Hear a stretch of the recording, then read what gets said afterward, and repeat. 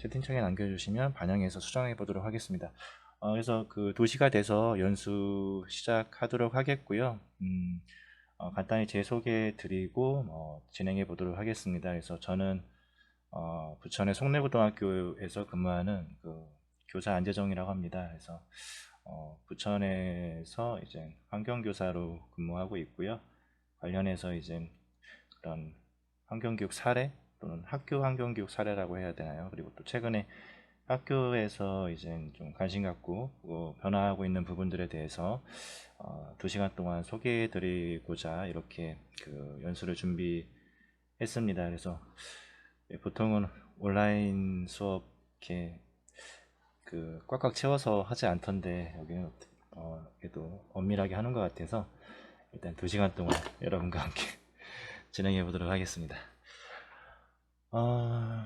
그래서 일단은 뭐 50분 50분 나눠서 하겠고요. 뭐 2시 50분까지 첫 번째 시간 소개해 드릴 건데 첫 번째 시간에는 주로 이제 뭐 최근에 이제 학교에서 있었던 변화들, 그리고 학교가 이제 환경교육이나 뭐 기본적으로 교육에 대해서 바라보는 시각이 좀 바뀌고 있어요. 그래서 그런 거에 대해서 좀 말씀드리고, 아마 2교시 때는 뭐 사례 중에 하나를 좀 간단히 이렇게 소개하고 진행하면 좋을 것 같은데, 아마 그 사전에 오늘 아침에 안내됐듯이 그 콜앱 활용해서 약간 데이터 사이언스 관련된 얘기를 좀 드릴까 해요. 그래서 그런 게 좀 익숙하지 않으실 텐데, 왜냐면 학교 교사들도 그런 개념이 익숙치 않은데, 최근에 뭐 다들 아시다시피 뭐 인공지능이다, 뭐 4차 산업혁명이다, 뭐 이런저런 말이 많은데, 실제 뭐 변화가 있는 건 확실한 것 같고, 그런 변화에 대해서 너무 이렇게 거부감을 갖거나 뭐 우리와 좀 다른 문제야 이렇게 받아들이기보다는 그 변화를 잘 이용하는 것들이 중요할 것 같아서, 그 부분에 대해서 뭐 사례라든지 좀 이렇게 소개할 수 있는 부분들 들으면서 2교시 마치도록 하겠습니다. 그래서 앞에 보이는 그 슬라이드의 화면에 그 공간이 제가 근무하는 학교입니다. 그래서 뭐 여느 학교보다는 꽤 색다르고 잘 돼 있습니다. 그래서 옆에가 이제 그 환경 교실이라고 불리는 특별실이고, 그 앞에 야외 공간들이 이렇게 인디안 텐트라든지 뭐 약간 상자 텃밭 비슷한 것들이 되어 있고요. 그리고 교실도 여느 교실보다는 요즘 뭐 공간 재구조 같은 거 많이 하는데, 실제 되게 잘 돼 있는 교실을 전용실로 쓰고 있습니다. 그래서 한 지난 3, 4년, 2017년부터 환경부의 지원을 받기도 했고, 또 학교 자체적으로 뭐 그런 교과 중점이라는 그런 사업들을 하게 되면서 좀 갖추어진 공간이라고 보시면 되고요. 뭐 제가 근무하는 학교가 약간 그런 거에 좀 특화되어 있다고 이해하셔도 될 것 같습니다. 그래서 뭐 학교 자체가 특화되어 있다기보다는 뭐 어떻게 보면 뭐 개인과 과목이 좀 특화되어 있다고 보시는 게 더 맞을 수도 있을 것 같아요. 왜냐면 그렇다고 뭐 저희 학교가 아주 친환경적인 학교거나 뭐 학교 전체적으로 막 그런 뭐 모든 교직원이 합심해서 환경교육하는 뭐 그런 모습은 아닌 거에 좀 더 가깝다고 전 생각이 되어져서요. 그래서 일단 기본적으로 이렇게 외관이 잘 돼 있다 보니까 뭐 사람으로 치면 좀 더 이렇게 옷이 좋은 거죠. 그래서 뭐 이렇게 사람 자체는 변변치 않은데 옷이 좋아서 뭐 이런저런 사례 소개 같은 거에 요즘 많이 가서 뭐 말씀드리고 있는 상황인 것 같습니다. 그래서 이렇게 들어가면서 이렇게 말씀드리고 싶은 거는 뭐 슬라이드가 10초간 딜레이가 있네요. 그래서 말씀드리고 싶은 거는 뭐 처음에는 약간 좀 뭐 다들 공감할 만한 내용을 좀 말씀드릴게요. 그래서 지금이 뭐 환경 위기의 시대냐 뭐 이런 얘기들 많이 하잖아요. 근데 이런 얘기가 옛날에는 되게 좀 낯선 얘기였는데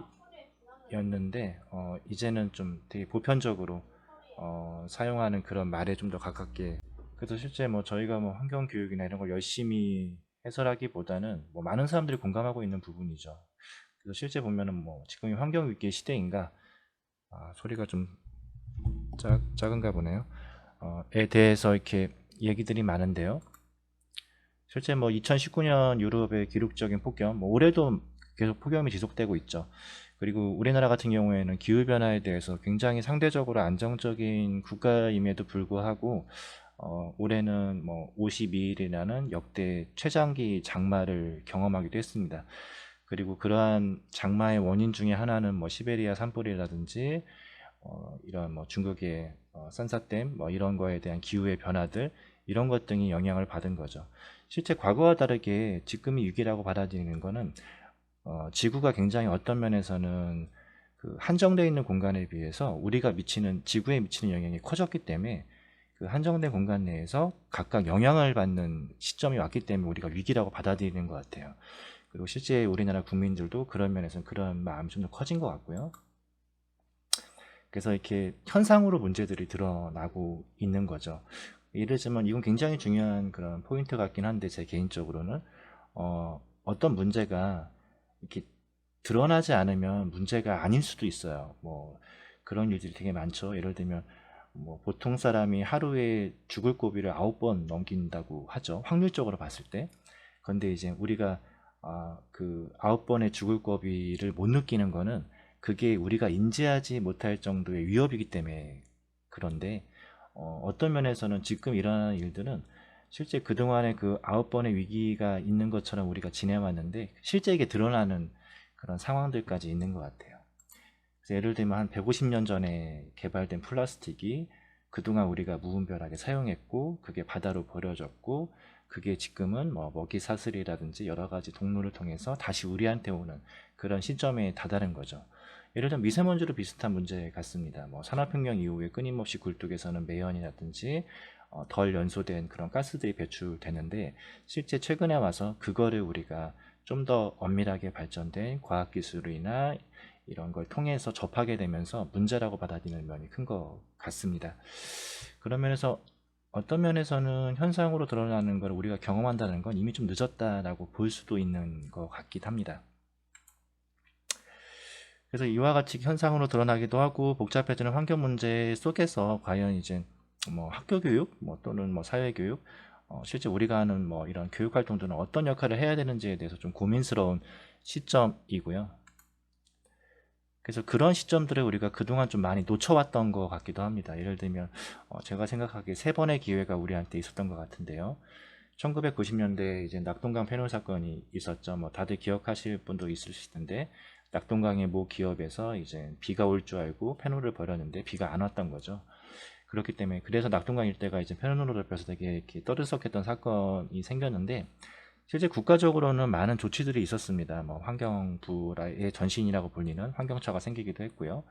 그런데 실제 국민들의 입장에서는 낙동강이라는 굉장히 지엽적인 뭐 그런 문제의 수준이라는 그 한정적인 문제에서 발생됐기 때문에 별로 그걸 심각하게 받아들이지 않았어요. 예를 들면 저도 부끄러운 얘기지만 지금까지 한 40년 이상 살면서 낙동강의 수돗물을 직접 먹어본 적이 없거든요.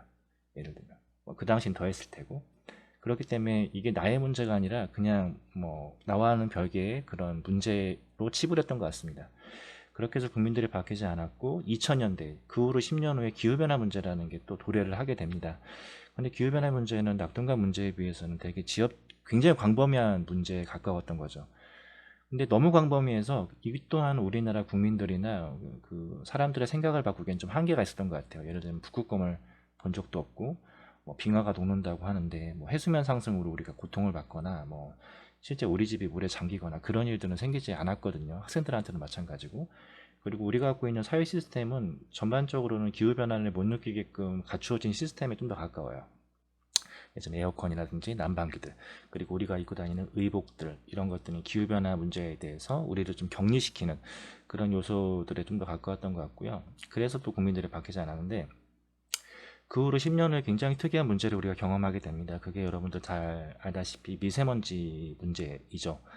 미세먼지 문제는 앞선 두 문제에 비해서 너무 지엽적이거나 너무 광범위한 문제가 아니라 적당한 사이즈로 실제 우리가 그 현상을 관찰하는 문제에 가까운 것 같아요. 왜냐하면 이렇게 미세먼지 뽀얀 날 이렇게 등교하다 보면 뭐 이렇게 출근하다 보면 내가 환경 문제에 관심 있던 관심 없던 간에 저 공기를 마시면 내가 천천히 좀 위해성을 받겠구나 이런 생각을 갖게 되거든요. 학생들도 마찬가지고요. 그래서 우리가 교육을 했기 때문에 교육의 효과가 나타났다기보다는 그냥 일반 대중들이 자기의 생활 속에서 그걸 느끼기 시작했고, 그러면서 이 문제에 대해서 걱정하기 시작한, 제가 보기엔 첫 환경 문제 같아요, 미세먼지 문제는. 그런 면에서 이 문제를 그냥 앞선 두 문제처럼 넘겨버릴 거냐에 대해서 좀 우리가 고민할 필요가 있을 것 같습니다. 왜냐하면 이 문제에서조차도 우리나라 국민들이나 이런 사람들을 바꾸기 위해서 교육이나 여러 가지 시스템을 갖추지 않는다면, 아마 우리는 그 다음 10년 후에, 2020년 후에 도래하게 될 그 뭔가 새로운 이름의 환경 문제를 극복하지 못하고 주저앉을 수도 있을 것 같아요. 우리나라 시스템 자체가. 그렇기 때문에 의미가 있다고 생각하고요. 왜냐하면 뭐 교육이나 과학기술이나 이런 것도 발달하지만 기본적으로 환경 문제는 그거보다 훨씬 더 진화하고 있는 게, 그런 입장이 좀 더 가까운 것 같고요.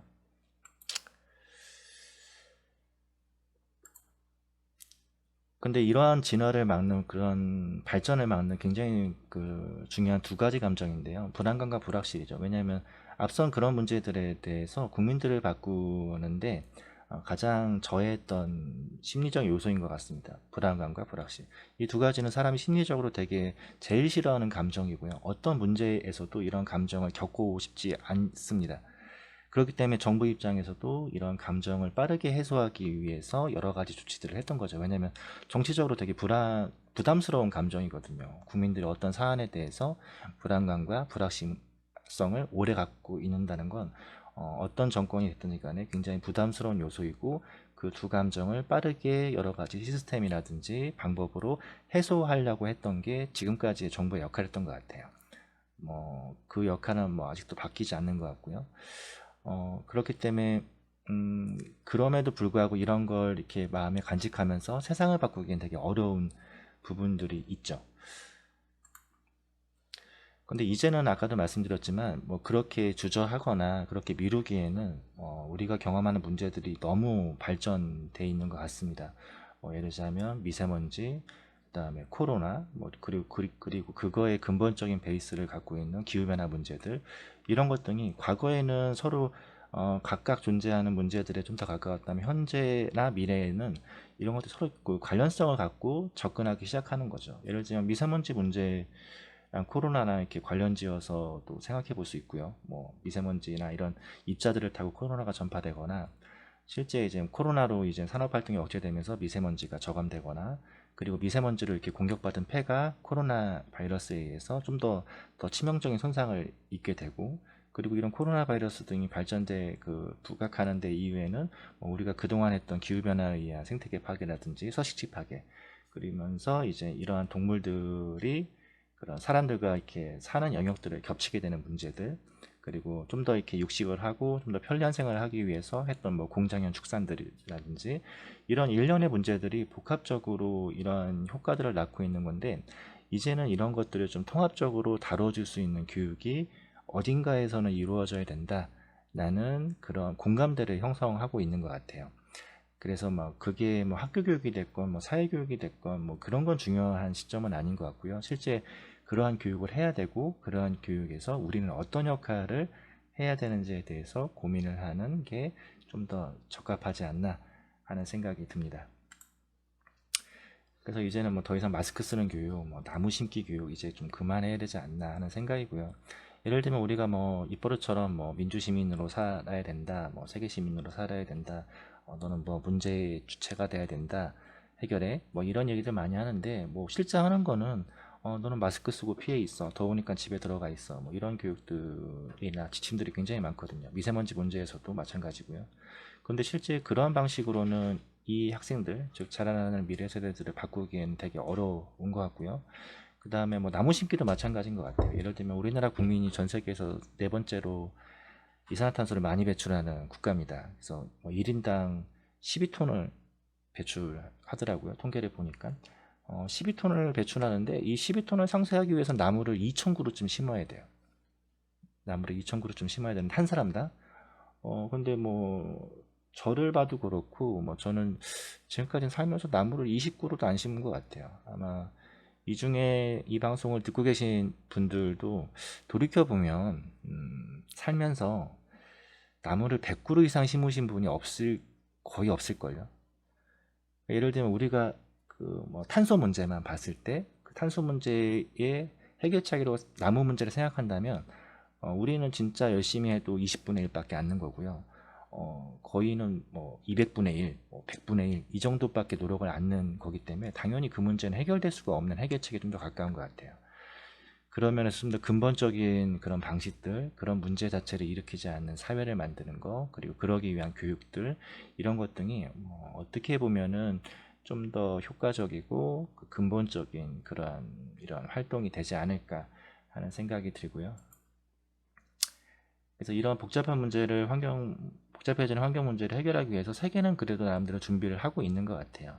우리나라도 당연히 준비를 하고 있긴 하지만요. 예를 들면 2018년에는 기후변화와 관련된 노벨상을 받은 경제학자들도 있었고요.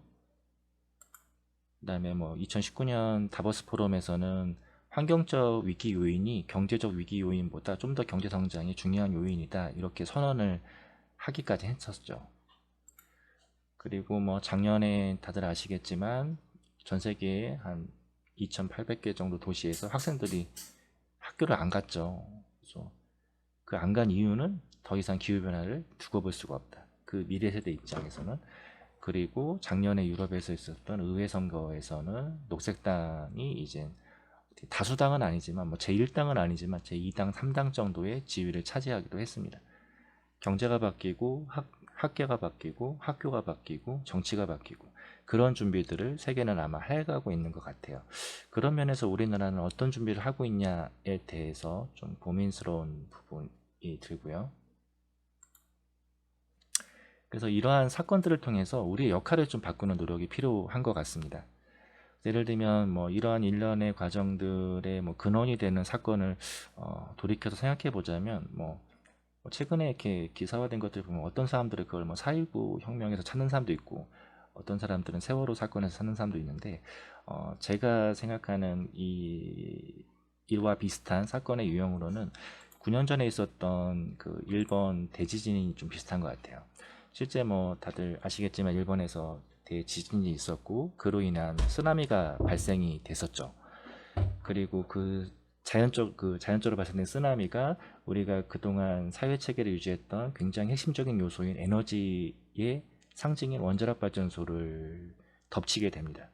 그러면서 원자력 발전소가 폭파했던 그런 사건이 일어나게 된 거죠. 그런 면에서 어떻게 보면 지금 코로나 사태, 그리고 앞으로 우리가 경험하게 될 환경 문제들이나 이와 관련된 사건들이 비슷한 맥락일 것 같아요. 우리가 간과했거나 아니면 우리가 좀 더 이렇게 심화될 수 있게 만든 시스템 속에서 자연적인 그런 재난 요인들이 발생하게 되고, 그게 우리 시스템을 굉장히 치명적으로 공격하는 방식들, 이게 앞으로 이루어지게 될 건데, 실제 일본에서는 이 쓰나미를 겪으면서 굉장히 그 유행을 했던 그 사회 스포츠가 하나 있는데, 혹시 뭔지 아세요? 이렇게 댓글로 남겨주시면 제가 한 30초 정도 시간을 좀 드려보도록 하겠습니다. 잠깐 쉬기도 할 겸. 일본에서 쓰나미 이후에 굉장히 유행한, 지금도 사람들이 되게 열심히 하는 스포츠가 하나 생겼습니다. 근데 그 스포츠가 뭘지 혹시 아시는 분은 잠깐 기다려서 한번 댓글 달리는 거 좀 보고 이렇게 그 다음 진행을 해보도록 하겠습니다.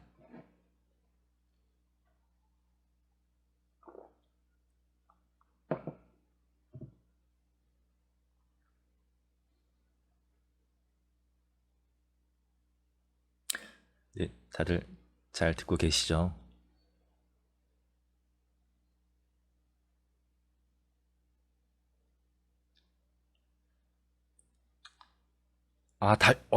정승현 선생님, 예, 어떻게 하셨어요? 대본 정답이신데요. 예, 좀 기다려 드리려 했는데 정승현 선생님께서 바로 맞추셔갖고 마라톤이었다고 그래요. 마라톤. 사람들이 마라톤이 되게 유행을 했대요, 그 쓰나미 이후에. 그래서 왜 그러냐 이렇게 물어보니까 실제 그 지진이나 이런 자연재해도 워낙 많았고, 또 그때 일본에서 그 쓰나미 있고 난 다음에 한 72시간인가요? 그렇게 다 셧다운이 됐었잖아요. 어, 그래서 사람들이 이제 그때 무슨 생각을 하게 됐냐면, 최소한 내가 이 사회 시스템이 마비됐을 때 집에까진 뛰어갈 수 있는 체력을 가져야겠다. 이런 생각을 일본 사회 사람들이 가졌다고 그래요. 그래서 뭐 지하철이 끊기던 도로가 폐쇄되던 뭐 자동차가 못 다니는 상황이 생겨도 한 보통 직장이랑 집이랑 한 10여 킬로, 뭐 우리나라도 한 10여 킬로 정도 떨어져 있으니까 뛰어서 갈 수 있는 최소한의 체력을 갖추기 위해서 마라톤이 되게 유행을 했다고 합니다.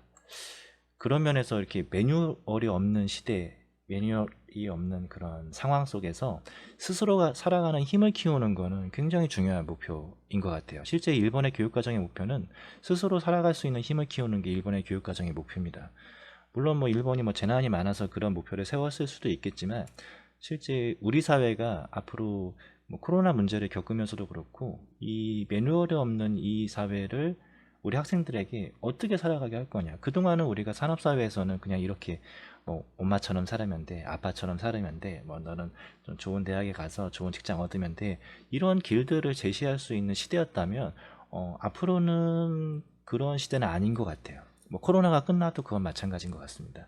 대신에 이런 상황 속에서 자기 스스로가 판단하고 살아가는 힘을 키우는 교육, 그게 아마 환경교육이 됐건 어떤 교육이 됐건 간에 이 포스트 코로나 이후에 교육에 굉장히 중요한, 저는 목표점이 되어야 되지 않겠나, 이런 생각을 하고 있고요. 그런 면에서 뭐 현재 우리 하고 있는 뭐 환경교육, 뭐 이런 교육들은 어떤가 좀 살펴보면, 뭐 툰베리 얘기 많이 하는데요. 툰베리 뭐 되게 부러움에 많이 그런 표현을 하죠. 뭐 이렇게 툰베리 이렇게 본따서 뭐 많은 이렇게 이미지를 만들기도 하고요. 근데 실제 툰베리 같은 경우에는 뭐 굉장히 부모님이 유명한 사람들이에요. 그리고 기본적으로 이렇게 우리 흔히 얘기하는 지식인들이죠. 지식인들이고, 얘가 이렇게 스스로 자기가 학습하고 스스로 판단할 수 있는 정도의 역량이 된 아이에 좀 더 가깝습니다. 근데 우리는 이제 그 툰베리에 부각되면 결과적으로 나타난 면만 보고 이제 우리나라 아이들은 어떠냐 뭐 이런 얘기를 많이 하는데, 뭐 그래서 뭐 약간 경쟁적으로 뭐 최연소 누구, 뭐 아시아의 최초 누구, 뭐 이런 뭐 아시아 최초 헌법소원, 뭐 이런 것들에 많이 열광하는 것 같은데, 실제 그런 거 그렇게 중요한 것 같지는 않습니다. 스스로 자기 인생을 어떻게 바라보고 그거에 대해서 어떻게 노력하고 살아가느냐, 이거는 뭐 그냥 이루어지는 게 아니라 다 교육의 힘이죠. 그게 뭐 학교 교육이 아니더라도 가정교육, 우리 사회가 그 청소년들에게 보여줬던 사회교육, 이런 것 등이 그런 사람들을 만드는 건데, 실제 우리 사회는 그런 역할을 하거나 보여주지 못하면서 그런 사람들이 안 나오는 거에 대해서 부러워만 하는 건 좀 되게 안타까운 일 같아요. 뭐 대표적인 게 노벨상이죠. 뭐 노벨상이 수상자가 나올 만한 교육 여건이나 그런 학문 여건이 아닌데 매년 노벨상 발표 때만 되면 많이 서운해합니다. 저는 그것도 되게 웃긴 일 같아요. 예. 그런 면에서 미래 세대는 끊임없이 저희 기성세대한테 얘기를 하고 있고요. 세계적으로 봤을 때. 뭐 1992년에서 2019년까지. 일자면 뭐 미래 세대는 우리에게 많은 질문을 던지고 있습니다. 그래서 다들 기억하시겠지만 92년도에 세반스키라는 애가 니우회의에서 고칠 방법을 모르면 망치지라도 마라, 뭐 이런 얘기를 했었죠. 세계 정상들을 향해서. 그리고 그 후로 29년 후에 툰베리가 지구정상회의에서 그런 호소를 절규로 받아서 얘기합니다. How dare you라고 부르잖아요. 그죠? 네가 어떻게 그럴 수 있냐. 29년 전에 세반스키가 제발 모르면 가만히 놔두라고 했는데, 가만히나 있으면 중간이나 가지. 지금 세대들이 뭐라고, 지금 우리 세대들이 그렇게 망치고 있냐. 뭐 거의 이런 거에 가까운 절규 섞인 말을 한 거에 가까운 것 같습니다. 뭐 그런 면에서 아직 우리나라에서의 느끼는, 뭐 청소년들이 느끼는 그런 체감 온도는 아직은 먼 것 같아요. 예를 들면 앞에 보이는 사진은 뭐 저희 학교 학생들에서 찍은 건데, 예를 들면 아까도 했지만 뭐 저희 학교가 다른 학교에 비해서는 좀 더 환경 교육을 하는 학교입니다. 하지만 뭐 상황은 비슷해요. 뭐 그래서 뭐 이렇게 쓰레기를 이렇게 함부로 버린다든지, 뭔가 우리 지구사랑 포스터 같은 거 그려보자 이렇게 하면 뭐 이렇게 그려냅니다. 근데 뭐 봤을 때 학생들이 뭐 한 고등학교 2학년 뭐 이 정도 되면 포스터를 저 정도 그릴 역량이 안 돼서 그리는 건 아닌 것 같아요. 다만 아무 생각이 없는 거죠. 지구 환경이나 뭐 이거 지금 해야 되는 일에 대해서 별다른 생각이 없는 거에 좀 더 가까운 것 같습니다. 물론 뭐 학생들이 악의를 갖고 하지는 않아요. 악의를 갖고 하진 않지만 실제 그런 거에 대해서 배우지도 않았고 고민해보지도 않았고 그게 앞으로의 자기의 삶과의 연관성에 대해서 진지하게 생각해보지도 않았기 때문에 그런 것들이 많이 표현되는 거에 좀 더 가까운 것 같습니다. 그래서 이제는 이런 걸 좀 바꿔야 되지 않나 하는 생각이 들고요. 근데 뭐 선택은 둘 중에 하나인 것 같아요. 뭐 애들이 바뀌던지 아니면 여기서 사라지던지에 좀 더 가까운 문제여서 좀 더 이렇게 고민이 되는 부분이 있긴 합니다. 그래서 코로나 시대에 뭐 가장 공격받고 있는 학교에서 입장에서 봤을 때 두 가지 시스템이 있는데요. 하나는 이제 수능으로 대표되는 평가 시스템이고요. 그 다음에 내신으로 대표되는 생활기록부입니다. 물론 뭐 사회 지금 환경교육 하시는 분들은 뭐이 시스템에 대해서 뭐 그렇게 뭐잘 알거나 중요하다고 생각하는 면이 좀 덜할 수는 있겠지만 학교에서 하는 일에 제가 보니까 한 80% 정도는 이 두 가지와 관련된 일에 모든 일을 합니다. 교사들이. 근데 이 두 가지 시스템이 그렇게 중요한 일이냐? 라고 봤을 때는 뭐 어떤 면에서는 아닐 수도 있을 것 같아요. 우리가 좀 더 생각을 바꾼다면. 그리고 코로나 시대 때를 겪으면서 제가 보기엔 이 두 가지 시스템을 버려야 된다라고 생각을 합니다. 근데 뭐 그거는 뭐 얘기한다고 바뀔 것 같진 않고요. 올해 뭐 당장 이렇게 수능 볼 때 지장을 받고 그 다음에 생활기록부가 이제 공백이 생기는 거잖아요. 애들이 활동을 안 하니까. 근데 그 공백이 뭐 지금 거의 1년 가까이 지속되고 있고 그게 내년 초까지 이어진다면 생활기록부도 굉장히 그 무용한 기록에 좀 더 가깝지 않게 되겠나 이런 생각이 들게 되고요. 그래서 그러한 부분에서 뭐 우리 교육의 역할, 학교의 역할들 그리고 뭐 교육자의 역할들을 다시 재설정해야 된다. 예를 들면 뭐 노자의 비매 철학 이런 얘기 많이 나오는데요. 예를 들면 컵의 기능을 하기 위해서 컵을 비워야 되는 거죠. 컵을 비워야만 컵의 기능을 할 수 있는 거지.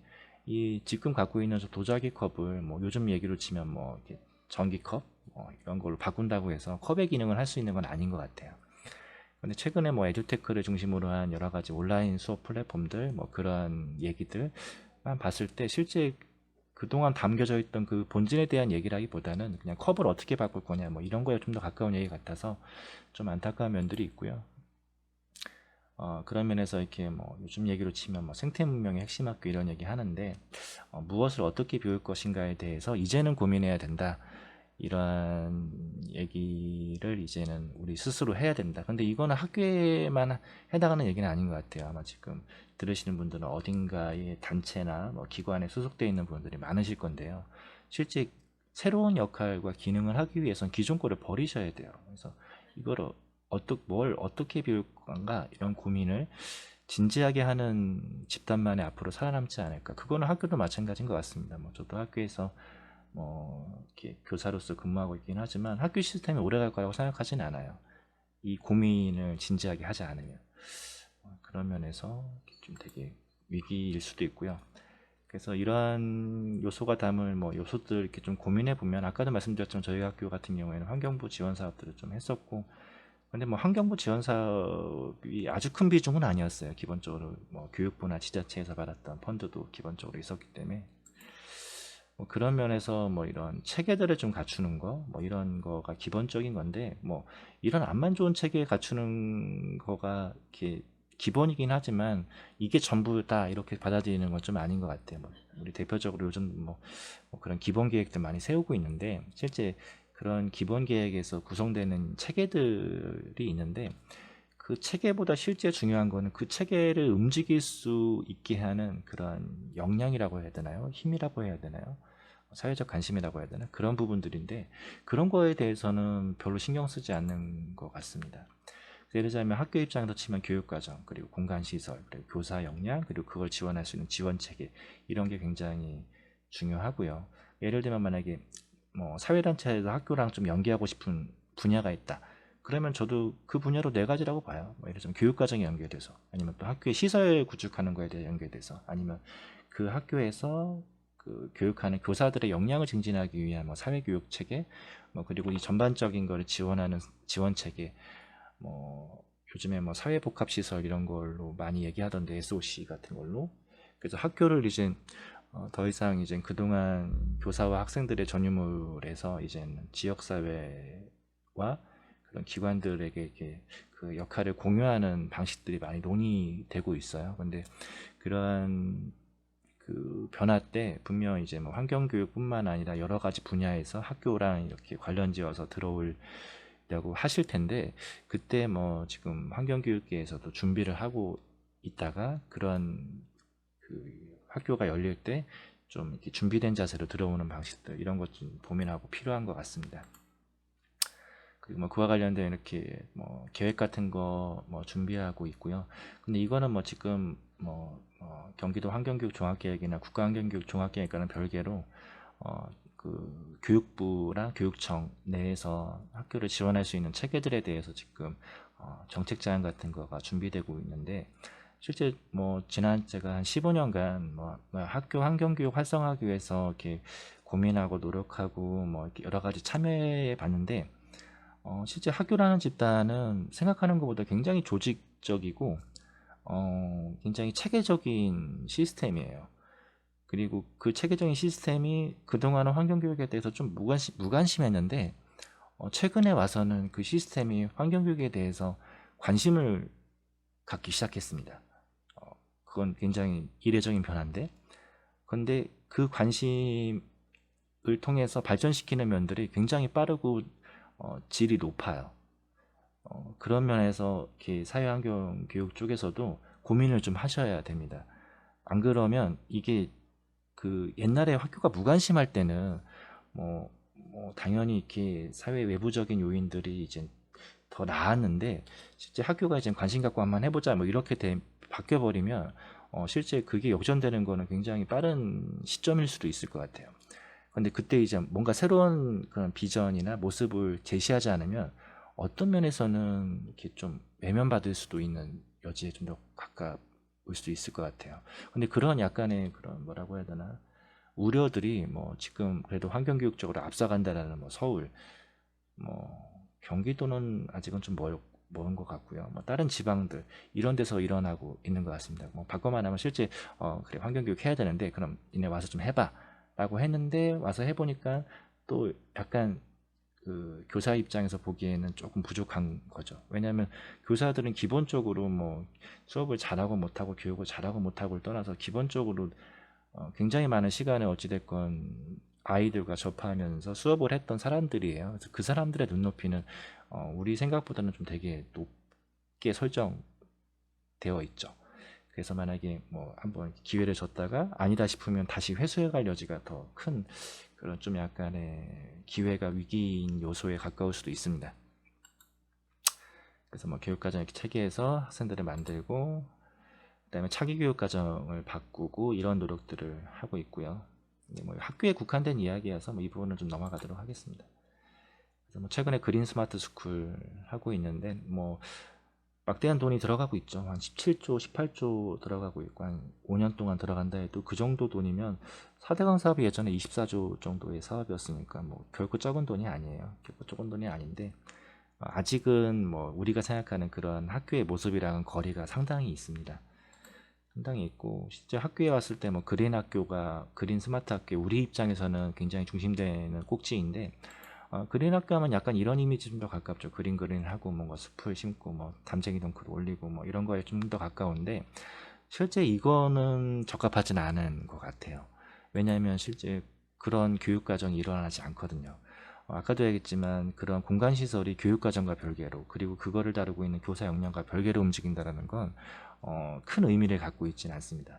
예를 들면 뭐 이 중에도 뭐 숲 관련된 거 많이 하시고 해설사분들 많이 계실 것 같은데, 2015 개정 교육 과정에서 숲 또는 산림이라는 단어, 뭐 그걸 떠나서 나무 뭐 이런 단어들 있잖아요. 우리가 뭐 기본적으로 생각하는 그런 숲에 대한 단어들, 이런 단어들이 몇 번쯤 등장하실 것 같으세요? 이것도 퀴즈로 잠깐 내드릴게요. 한 20초 정도.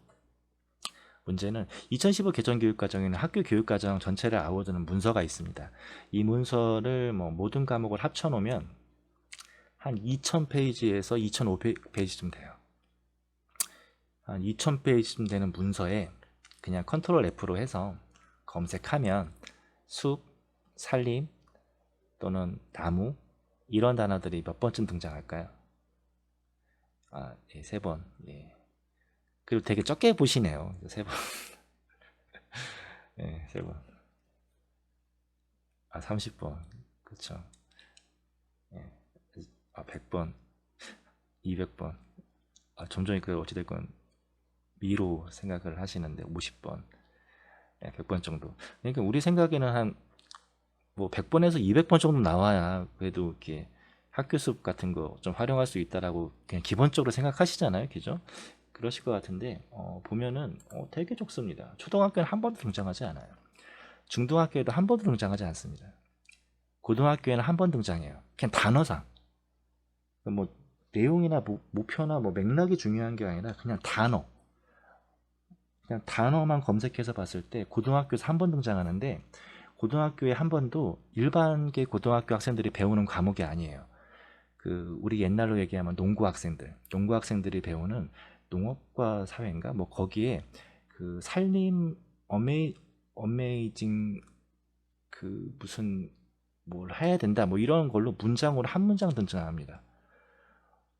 그러니까 우리가 암만 학교에 숲을 만들어도 숲교육이 일어나지 않는 거예요.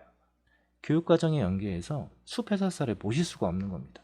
뭐 교육과정에 나와야 모시죠. 그냥 아무 맥락 없이 모실 수가 없잖아요. 근데 물론 뭐 개인적인 관심들 뭐 그리고 뭐 체험학습 나갔을 때 뭐 그럴 땐 이루어질 수 있겠지만 정식적으로 학교에 우리가 어찌됐건 그동안 중요시했던 그 숲이라는 테마의 분야에 대해서 들어올려야 들어올 수가 없습니다.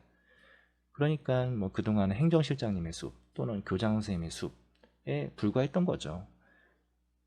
그렇기 때문에 이게 암만 돈을 들여도 교육적 효과가 나지가 않아요. 그런 문제들이 있죠. 그리고 뭐 에너지 문제도 마찬가지입니다. 뭐 숲과 더불어서 또 환경교육에 또 되게 중요한 테마로 생각을 많이 하시는데 에너지 제로 학교 뭐 옛날로 치면 뭐 그런 버전이죠. 스마트 그린 스쿨에서도 에너지 문제를 되게 많이 하는데 제가 보니까 에너지 문제에서는 다들 학교를 에너지 저장소나 탄소 저감 시설이나 또는 에너지 절약을 하기 위한 공간이라고 생각을 하는 것 같아요. 근데 저는 그거는 잘못된 생각이라고 생각을 합니다. 중요한 건 에너지를 절약하는 게 아니에요. 학교 입장에서는. 예를 들면 우리나라 공공기관 중에 유일하게 냉방 제한을 받지 않는 시설이 하나 있는데 그게 학교예요. 그러니까 온도 제한이 18도로 맞춰져 있거든요. 18도로 맞춰져 있는 공공기관은 우리나라에 아무것도 없습니다. 왜 그러냐면 학생들한테 에너지를 아끼기보다는 학생들이 그걸 더 쓰더라도 뭔가 좀 그 효율적인 교육을 받고 좀 더 이렇게 뭐라고 해야 되나 역량을 키우는 활동이 이루어지기 위해서라고 해야 되나요? 또 소중한 아이들이어서 그런가요? 뭐 그런 면이 좀 더 가까운 것 같아요. 그래서 이 에너지를 절약하기 위한 시스템을 우리가 이 테마로 잡을 게 아니라 그 굉장히 귀한 지구의 그 피 같은 에너지를 학생들에게 어떻게 효율적으로 어떤 목적으로 의미 있게 사용할 수 있냐에 대해서 좀 더 고민하는 에너지 제로 스쿨 이런 게 되면 좋을 것 같습니다. 우리가 얘기하는 뭐 그런 에너지 절감 시스템은 다 스마트 그리드로 다 할 수 있어요. 오히려 걔네들이 훨씬 잘합니다. 그리고 뭐 걔네들이 그런 시스템을 더 잘하는 걸 애들 시켜봤자 애들 싫어하기도 하고요. 대신에 애들이 좀 더 훌륭한 그 미래의 인재라고 해야 되나요? 그런 사람으로 크기 위해서 물론 뭐 그렇다고 에너지를 흥청망청 쓰자는 건 아니지만 실제 그걸 어떻게 활용하냐에 좀 더 초점을 두고 다가서는 게 맞다. 그게 그리고 진정한 의미의 학교에서는 에너지 교육이다. 이런 생각이 좀 드는 부분입니다. 그래서 뭐 꿈꾸는 환경학교 지정사업 했던 얘기 말씀드렸고요. 뭐 이번 시간에 10여 분 남아서 빠르게 뒷부분 진행할게요. 그리고 저희 학교의 그 모습을 찍은 건데 뭐 미성으로 찍은 건 아니고요. 아마 이런 사진 갖고 있는 학교도 많이 없는 것 같아요. 이건 드론으로 찍은 건데 드론으로 이렇게 찍었던 모습인데 실제 A, B, C, D 2구역 이렇게 해서 뭐 이렇게 생태순 미래학교라는 경기도교육청 공간혁신 사업을 이제 올해부터 해서 내년도 후반부쯤에는 뭐 1단계가 완료되는 방식으로 진행될 것 같아요. 그래서 아까도 얘기했지만 학교가 변하기 시작했다는 건 굉장히 중요한 의미고요. 그 변화의 수준과 높이와 그 내용 체계와 사회가 같이 가지 않으면 그냥 학교는 그동안 그랬듯이 혼자 갈 것 같아요. 근데 학교가 좀 다들 그렇잖아요. 사람들이 이렇게 별로 이렇게 학교 이외의 요소에 대해서 그렇게 배려하는 집단은 아닌 것 같아요. 저도 있다 보니까. 그렇기 때문에 우리가 뭐 같이 가고 좀 더 이렇게 파트너십이 있다라고 생각하면 모르겠지만 그렇지 않다라고 하면 대번 이렇게 버리고 갈 여지가 크죠. 그러니까 우리 그 사회에 계신 분들도 그걸 눈높이를 맞춰 주셔야 돼요. 그리고 그거를 좀 이렇게 어렵겠지만 따라가셔야 됩니다.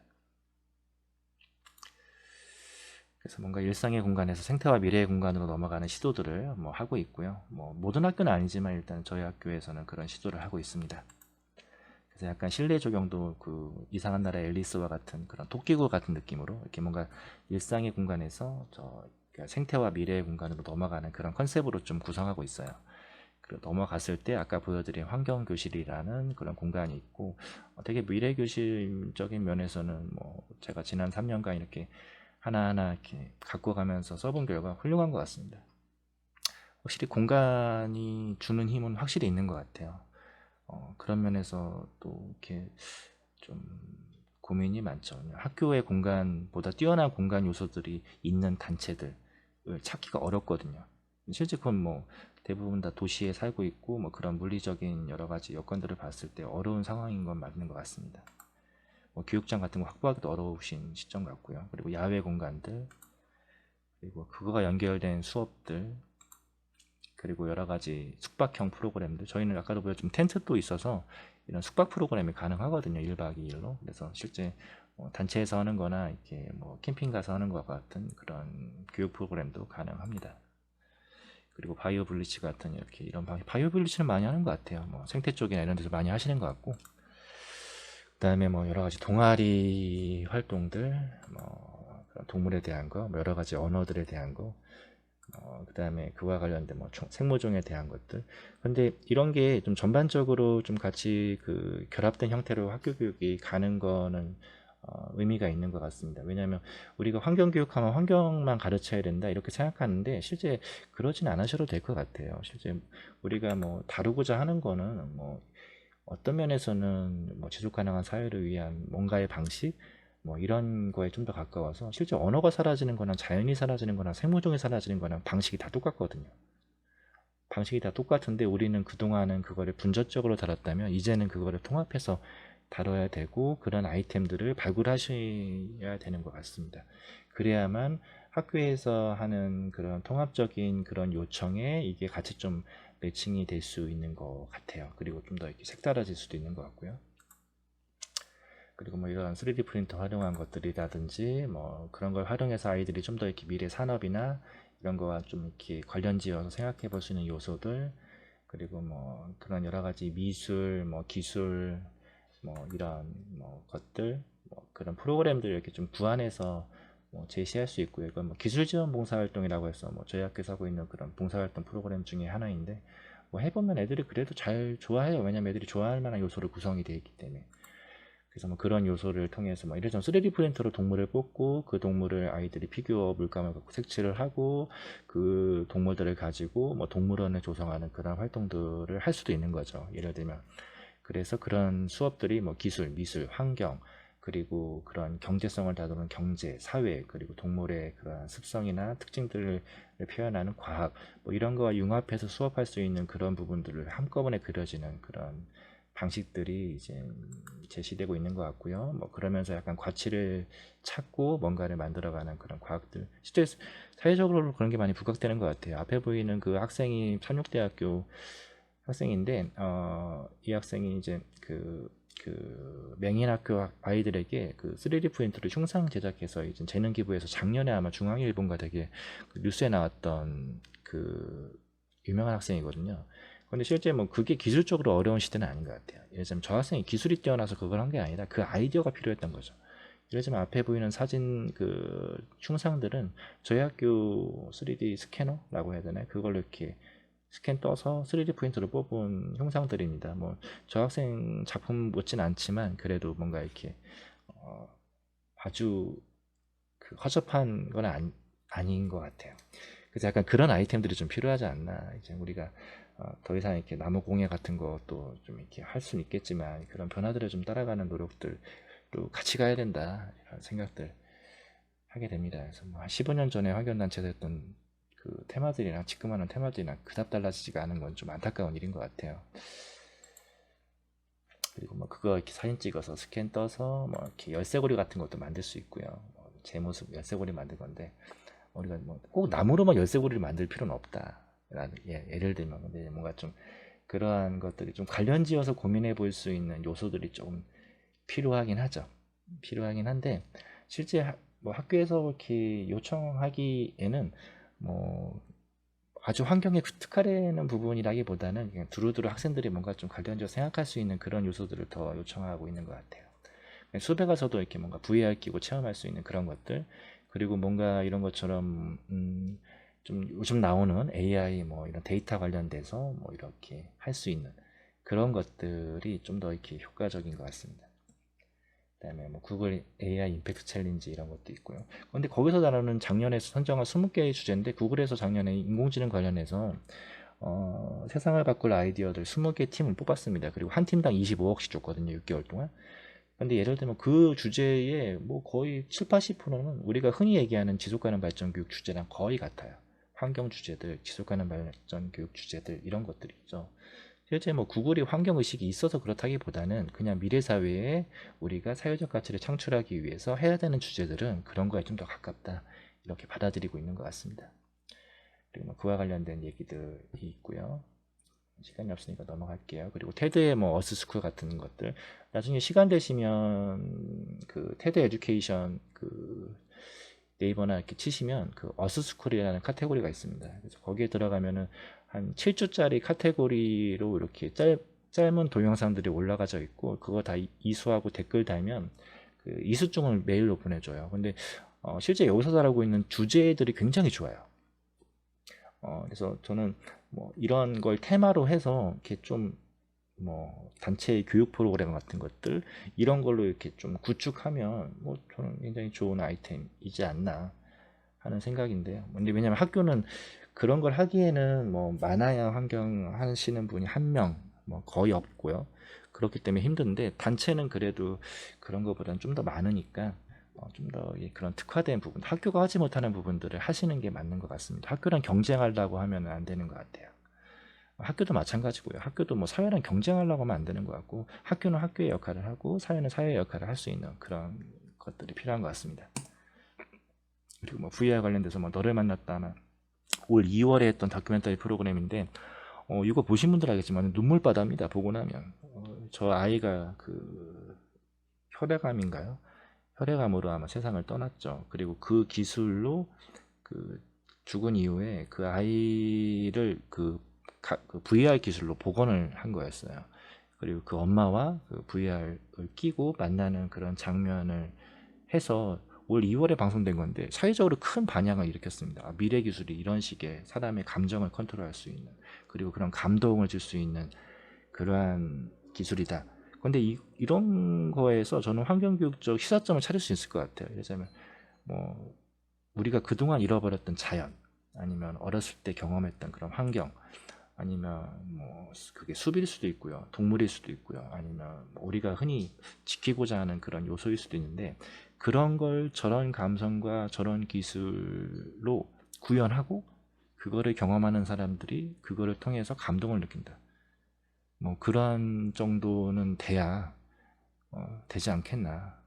근데 뭐 그러면 뭐 기술적으로 어떻게 해야 되냐, 뭐 돈을 어떻게 마련하냐, 뭐 그런 문제들이 이제 산적해 있는데 실제 다 준비된다면 하지는 못할 것 같아요. 그러니까 누군가는 모험을 해야죠. 모든 산업 분야의 사람들이 모험을 하듯이 그런 생각이 좀 들고요. 그 다음에 뭐 그와 관련된 컨텐츠들인데 뭐 나중에 기회 되면 한번 해보시고요. 그래서 학교 숲을 넘어서 에듀케이션 공간으로 넘어가려고 한다. 뭐 그런 얘기들입니다. 사진만 쭉 보시고 그래서 뭐 이런 교육과정, 공간 그리고 교사의 질 이런 부분들에 대해서 이제 조금 고민하고 개선해 나가야 된다. 이런 얘기를 끝으로 이번 시간 학교에 대한 전반적인 얘기들 그리고 뭐 이렇게 약간 좀 학교에서 고민하는 부분들 변화하고자 하는 방향들에 대해서 한 50분간 소개를 드렸고요. 근데 뭐 제가 소개하는 게 아까도 얘기했지만 기본적으로 저희 학교의 그런 뭐 평상시 입고 있는 옷이라고 해야 되나요? 외관이라고 해야 되나? 이런 게 기본적으로 되기 때문에 아마 이런 게 가능할 수도 있어요. 근데 뭐 단체에 계시거나 뭐 개인적인 프리랜서로 활동하시는 분들은 나는 좀 무관한 얘기야 이렇게 생각하실 수도 있을 것 같습니다. 근데 뭐 드리고 싶은 얘기는 이번 시간의 마지막 결론은 어찌됐건 사회는 바뀔 거예요. 어찌됐건 사회는 바뀔 거고 그 변화를 따라가던 못 따라가던 그거는 나의 몫에 좀 더 가까워진 것 같아요. 그건 교사도 마찬가지고 사회운동가도 마찬가지고 사회교육하시는 분도 마찬가지인 것 같습니다. 그리고 그거를 대체할 만한 많은 요소들은 이미 준비를 갖춰가고 있는 것 같아요. 그렇기 때문에 이게 우리가 할 거냐 아니면 우리가 배제될 거냐 이런 거에 시점에 좀 더 가까운 것 같습니다. 그래서 이번 시간 이렇게 짤막하게 말씀드리겠고요. 한 10분간 쉬었다가 3시부터 아까도 얘기했지만 뭐 지금 얘기한 뭐 그런 거 관련해서 데이터 사이언스 관련된 뭐 실습 그리고 시간이 좀 더 남으면 뭐 드론 관련된 얘기들까지 다음 시간에 새로운 학교 환경교육 사례로 조금 소개해 드리도록 하겠습니다. 10분간 쉬시죠. 예. 전화 오시고 막 그러네요. 다시 말씀드리면 위에 질문 주신 분들 계신데 과거에는 그 생태문명이라는 게 뭐 지속가능한 사회랑 그닥 다른 맥락의 그런 건 아닌데 실제 이제 뭐 문명적 전환 이런 거에 좀 더 초점이 있는 거라고 받아들이시면 어떨까 싶습니다. 지속가능한 사회는 뭐 지금 사회를 기반으로 좀 더 나은 사회 이런 거를 좀 얘기했다라면 생태문명이라는 거는 지금 문명을 이 여러 가지 문제들이 있고 이거를 전환한다는 의미에 좀 더 가깝지 않나 하는 생각이고 그리고 뭐 서울시가 하고 있는 생태 전환 교육도 마찬가지인 것 같습니다. 그래서 생태 전환 교육이나 그동안 환경 교육이나 다른 게 뭐냐? 뭐 아이템도 비슷한데 실제 그 차이는 제가 보기에는 그동안은 그냥 우리끼리의 교육이었던 거죠. 뭐 일부 사람들, 뭐 일부 교사들, 일부 단체들의 교육이었다면 그런 게 아니라 이제 이게 좀 뭐라고 해야 되나 좀 담론을 더 형성했다고 해야 되나요? 그런 면에서 이제 우리의 그런 교육이나 이런 게 돼버린 것 같아요. 뭐 그런 면에서 약간 좀 어떤 면에서는 분위기가 좋은 거죠. 어떤 면에서는 분위기가 좋고 아까도 말씀드렸지만 어떤 면에서는 그 기회가 위기일 수도 있어요. 왜냐하면 그러한 그 우리가 그동안 얘기했던 거에 대해서 사회가 이제 그럼 받아들일 테니까 한번 얘기해봐, 뭐 제안해봐, 뭐 한번은 와서 교육해봐 이런 그런 방식으로 제안을 하는데 가서 이제 못하면 좀 어려운 거죠. 왜냐하면 과거에 다들 관심 없을 때는 우리가 가서 잘하던 못하던 별 관심도 없었거든요. 뭐 그냥 와서 뭐 시간 보내고 가시는구나 이렇게 생각, 뭐 저도 마찬가지지만 이렇게 생각했는데 이제는 그렇진 않아요. 이제는 가면은 뭔가 지금 그 사람들도 갈구하는 게 있기 때문에 어, 어, 좀 기대하는 바가 큰데 그거를 만족시키지 못하면 오히려 기대가 크면 실망이 큰 것처럼 그런 면이 생기는 것 같습니다. 그리고 뭐 플라스틱 아까 얘기하셨는데 실제 근데 플라스틱 문제 플라스틱을 일부러 쓰면 안 되겠죠. 일부러 쓰면 안 되긴 하지만 어떤 면에서는 아까 뭐 3D 프린터로 뭐 이렇게 뭐라고 해야 되나요? 흉상이나 열쇠고리 만들거나 그런데 걔네들이 과거의 그 약간 대량 생산 체계와는 약간 다른 건 뭐냐면 굉장히 그 표적화돼서 만들 수가 있어요. 집약적으로. 그러니까 딱 만들고자 하는 부분을 딱 만들 수 있죠. 불필요한 요소를 갖지 않고.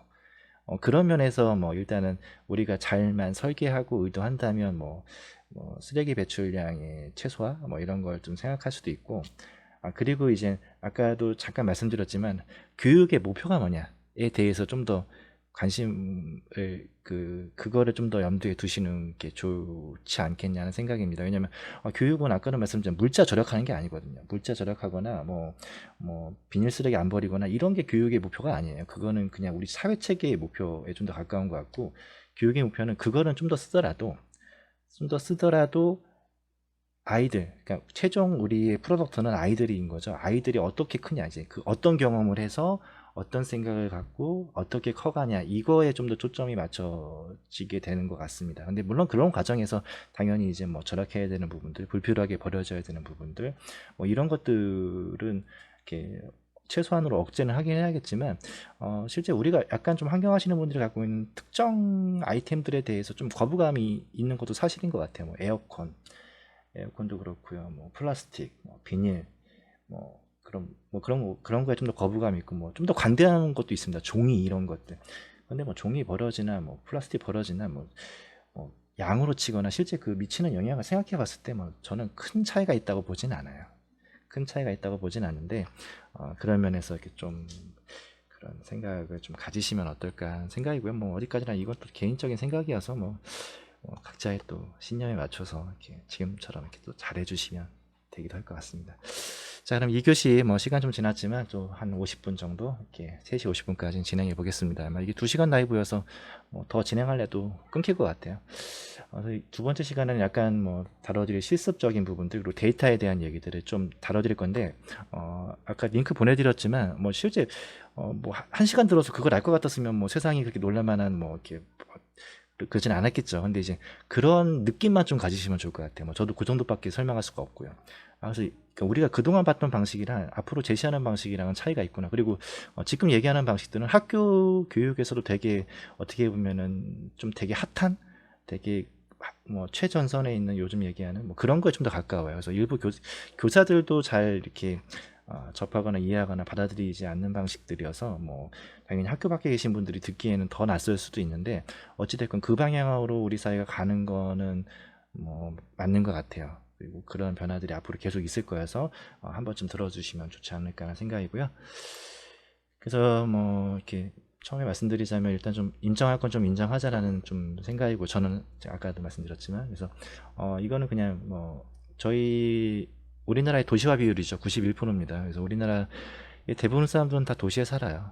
네. 그래서 저는 뭐 마을 이런 것 좀 강조하는 것도 좀 약간 어색하기도 합니다. 마을이 없잖아요. 뭐 지역은 있을 수 있을 것 같은데 마을은 없는데 뭐 이웃도 없는 것 같고 뭐 우리 공동체가 있는 거지. 근데 약간 좀 그런 근데 그게 그 쓰는 용어에 따라서 그 접근하는 방식이 약간 다른데 아마 뭐 그거를 이렇게 좀 구안하시는 분들이 약간 좀 더 이렇게 연세가 더 있으셔서 그럴 수도 있을 것 같긴 한데 어찌됐건 인정할 건 좀 인정하면서 시작하자. 그리고 실제 우리가 못하는 부분은 못하는 부분으로 인정하고 그걸 잘하기 위해서 노력하는 게 좀 더 필요한 자세이지 않나 싶고요.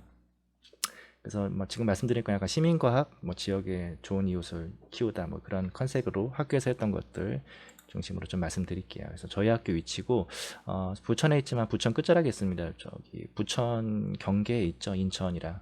그래서 저희 학교 정문이 부천이고 후문이 인천이에요. 그리고 그 옆에는 굉장히 우리나라의 미세먼지 성지죠. 송내 IC가 있습니다. 그래서 아마 우리나라에서 24시간 막히는 IC가 두 개 있는데 하나가 판교 IC랑 그 다음에 하나가 송내 IC인 것 같아요. 미세먼지가 되게 많이 나오죠. 그래서 미세먼지 관련돼서 학생들이랑 좀 많이 했었던 것 같고요.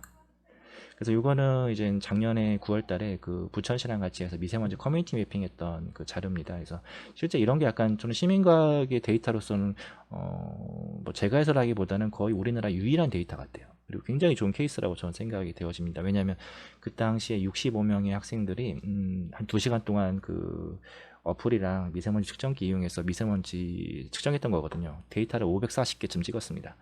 540개쯤 찍었는데 실제 이 데이터가 말해주는 그 설명력이 있어요. 예를 들면 가운데 이렇게 좀 약간 불그스름하게 보이잖아요. 이게 이제 미세먼지 농도가 높다는 얘기인데 여기가 그 부천으로 치면 중앙대로입니다. 그 지역의 중심로.